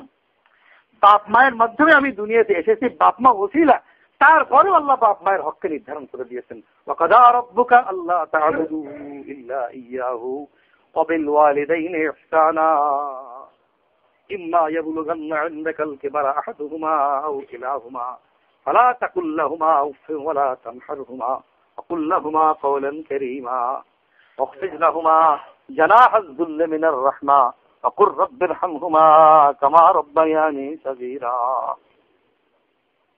আমি সৃষ্টি করেছি ঠিকই, আমি খাল্লাকুল আলিম, আমি খালেক, কিন্তু পিতামাতা ওসিলা হওয়ার কারণে তুমি পিতামাতার সেবা করো, তার সাথে ইহসান করো, তার সামনে তুমি তোমার রহমতের ডানা দেখিয়ে দাও, তার হক আদায় করো, তার সামনে উফ শব্দ উচ্চারণ করো না, তার সামনে এইভাবে কথা বলো যেভাবে গোলাম মুনিবের সামনে কথা বলে। আর যা কিছুই তুমি করো এটা শেষ নয়, তুমি তার জন্য দোয়া করো। দোয়া করার অর্থ আল্লাহ আমি তার কোনো হক আদায় করতে পারলাম না, তুমি তার হক আদায় করে দাও আমার পক্ষ থেকে। রব্বির হামহুমা কামা রাব্বায়ানি সাগীরা, এই দোয়ার মানে তাই। এই দেহের ওসিলাকে আমার পিতামাতা, এই দৈহিক জীবনের, এই পার্থিব জীবনের ওসিলাকে আমার পিতামাতা। আর রুহানি যে জীবন আমার আছে, আমি আজ মুমিন, আমি আজ মুসলমান, আমি আজ দিনদার, আমি নামাজ পড়তে পারছি, রোজা করতে পারছি, এর ওসিলাকে এর আল্লাহ তো আমাকে হিদায়াত দিয়েছেন, কিন্তু আল্লাহ এর জন্য ওসিলা পয়দা করেননি। নবী, সাহাবী, উলামায়ে কেরাম, মাশায়েখ কেরাম, আউলিয়ায়ে কেরাম, তাদের হক পিতামাতার চেয়েও বেশি। যাদের ওসিলায় আমি এই দিন পেয়েছি। এক কাপ চায়ের জন্য কি করা লাগলো, কত লোকের মেহনত লাগলো, একটু আগে বলা হলো না? আমি যে বলি মাগরিবের নামাজ 3 রাকাত, ফজরের নামাজ 2 রাকাত, এটা ওযু, এটা গোসল, এটা জায়েজ, এটা নাজায়েজ, এটা পাক, এটা নাপাক, এটা হালাল, এটা হারাম। 2 রাকাতের পরে আত্তাহিয়াত দরুদ শরীফ পড়া যাবে না, 3 বা 4-এর পরে আত্তাহিয়াত পড়তে হবে, দরুদ শরীফও পড়তে হবে, এইভাবে সালাম ফিরাতে হবে, এইভাবে হাঁটতে হবে। এই যে পুরা শরীয়ত, শত লক্ষ কোটি মুহাদ্দিসিন কেরাম, উলামায়ে কেরাম, ফুকাহায়ে কেরাম, মুবাল্লিগিন কেরামের কোরবানির ওসিলায় আমার কাছে পৌঁছেছে, এই হিসাব কখনো রেখেছি? কত দান এখানে কোরবান হয়ে গেছে, কত রক্ত এখানে প্রবাহিত হয়েছে। আমি চট করে বুখারী মেলে উত্তর দিচ্ছি যে আরে বুখারীটা আমার কাছ পর্যন্ত পৌঁছতে কত হাজারো লাখো মুহাদ্দিসের কোরবানি লেগেছে, আমার জানা আছে। তারা বিলাসী আয়েশে জীবন যাপন করতে পারতেন, কিন্তু আমার কাছে এই দিন পৌঁছানোর জন্য ওই বিলাসী আয়েশে জীবনকে তারা ত্যাগ করেছেন। তারা কারার অন্তরালে চলে গেছেন, কারার মধ্যে তারা জীবন দান করেছেন। ইমাম আবু হানিফা রাহমাতুল্লাহ আলাইহি জেলখানায় জীবন দিয়েছেন, ইমাম ইবনে তাইমিয়া জেলখানায় জীবন দিয়েছেন, ইমাম মালিক, ইমাম শাফি জেলখানায় তাদের উপর ব্যত্রাঘাত করা হচ্ছে। সাহাবীদের কোরবানি, আউলিয়াদের কোরবানি, মুহাদ্দিসিনদের কোরবানি, নেক বান্দাদের কোরবানি, এই জামানায় হযরত মাওলানা ইলিয়াস রাহমাতুল্লাহ ত্যাগ এবং কোরবানি। আর তাদের এই আমাদের দেশে যারা মেহনত করতেছেন, হাজার হাজার যারা মেহনত নিয়ে এসেছেন, তাদের কোরবানির কারণে এই দিন আমি পেয়েছি। তাদের হক আমার দেহ যাদের কাছ থেকে পেয়েছি তার চেয়ে অনেক বেশি। হককে বুঝতে হবে, সবার হককে আদায় করতে হবে। আমার পিতার হক, আমার মাতার হক, আমার ভাইয়ের হক, আমার বড় বেয়াদবি হবে, সবার হুকুককে আদায় করতে হবে। কেতাবে আছে না যে আমি হাসরের ময়দানে উঠলাম নেকির পাহাড় নিয়ে, আল্লাহ আমার জান্নাতের ফয়সালা করলেন, আমার পাওনাদার এসে দাঁড়িয়ে যাবে, পাওনাদার এসে আমি তার কাছে টাকা পাই, সে আমার গীবত করেছে, সে আমার সাথে শত্রুতা করেছে, সে আমার জমি দখল করেছে, সে আমার এই করেছে সেই করেছে। হাতে মাকাম বলেন যে একটা গীবতের কাফারার দ্বারা তোমার সারা জীবনের নেকি চলে যেতে পারে। এত মারাত্মক জিনিস, এত মারাত্মক জিনিস। জাহান্নামের মধ্যে অহংকারীরা থাকবে শুকুরের আকৃতিতে, হিংসুকরা থাকবে বানরের আকৃতিতে, কুকুরের আকৃতিতে, আর হিংসুক গীবতকারী এবং চগলখোররা থাকবে বানরের আকৃতিতে। আমি তাদের হক নষ্ট করছি। এক আল্লাহওয়ালা তার স্ত্রী একদিন তাহাজ্জুদ করেননি, বলে আরে শাকিক বলকে আপনি আর তাহাজ্জুদ কাজা করলেন। আমার তাহাজ্জুদ কাজা করতে সমস্যা নেই, পুরা বলখের লোকের তাহাজ্জুদ তেলাওয়াত ইবাদতের নেকি আমার আমল নামে জমা হচ্ছে। কিভাবে কিভাবে বলে, সব আমার গীবত শেখায়তে লিপ্ত, ওদের প্রত্যেকের নেকি আমার আমল নামে আসছে। জুনায়েদ বাগদাদি রহমতুল্লাহ, তার কাছে এক দরবেশ আসলো একদিন, একদম সেরা পাঞ্জাবি, গলায় তসবি, রিয়েল দরবেশ। আমি আপনার খেদমত করবো, আপনার কাছ থেকে ফয়েজ হাসিল করবো, ঠিক আছে থাকো। 20 বছর তার খেদমত করলেন, 20 বছর টানা খেদমত, একটা কথা উনি বলেননি, খেদমতের সুযোগ দিয়েছেন। 20 বছর খেদমত করার পরে এই দরবেশ বলছে, জুনায়েদ আপনি কি আমাকে চেনেন? বলে, প্রথম দিন আসার পরেই আমি তোকে চিনেছি, তুই তো ইবলিস। তুই কি ইবলিস? প্রথম 20 বছর পরে, 20 বছর কিন্তু কাছে রেখেছেন। 20 বছরে আমি চুল পরিমাণ কোন ছিদ্র পাইনি আপনাকে ধোকা দেওয়ার জন্য, তবে চুল পরিমাণ ছিদ্র পাইনি। আপনার মতো এত এত মহান লোক এই দুনিয়াতে আছে কিনা সন্দেহ। বলে, রে ইবলিস, এটা তোর শেষ ধোকা, তুই এখান থেকে বের হয়ে যা। তুই এই কথা বলে আমাকে অহংকারী এবং আত্মপ্রসাদ লাভ করে বানাতে চাস, তোর রহমতুল, এটা তোর শেষ অস্ত্র ছিল। আপনার মতো 20 বছরে কোনো ছিদ্র পেলাম না, বেরো যা, বেরো যায়, এটা তোর শেষ ধোকা, এটা তোর শেষ অস্ত্র। আল্লাহ আমাকে এখান থেকে হেফাজত করে, বেরো যায়। তো মানুষের হককে আদে হকুল্লাহ এবং হকুল ইবাদ, আল্লাহর রাস্তায় আমরা বের হয়ে আসছি কেন? আল্লাহর হককে শেখার জন্য, বান্দার হককে শেখার জন্য। এই তবলিগ, এই চিল্লা, এই দিন এই গাছ, এটা একটা ওসিলা, এটা একটা ওসিলা। আমিরের ইতাআতের সাথে সাথীদের হক আদায় করে দাওয়াত, তালিম, জিকির, নামাজ, এই কাজ বেশি বেশি করে আল্লাহর কাছে উঠে নাজারি করে কান্নাকাটি করে যদি আল্লাহর কাছে আমরা তৌফিক চাইতে থাকি, ইনশাআল্লাহ এর দ্বারা আল্লাহ আমাকে পুরা শরীয়তের পাবন্দ বানাই দেবেন। এই মেহনত এটা একটা ওসিলা, মকসদ কি? শরীয়তের পাবন্দ। ঠিক না? ইনশাআল্লাহ আমরা তবলিগের নামে কোনো আলাদা শরীয়ত কায়েম করিনি দুনিয়াতে। হযরত মাওলানা ইলিয়াস রহমাতুল্লাহ বলতেন, যে আমাকে অনুসরণ করবে সে গোমরাহ হয়ে যাবে। আমি তো আল্লাহর নবীকে অনুসরণ করার দাওয়াত দিচ্ছি, আমাকে নয়। আমি যে কথা বলি এটা কোরআন এবং সুন্নতের সাথে তোমরা মিলাই দেখো, যদি মেলে মানো, না মেলে প্রত্যাখ্যান করো।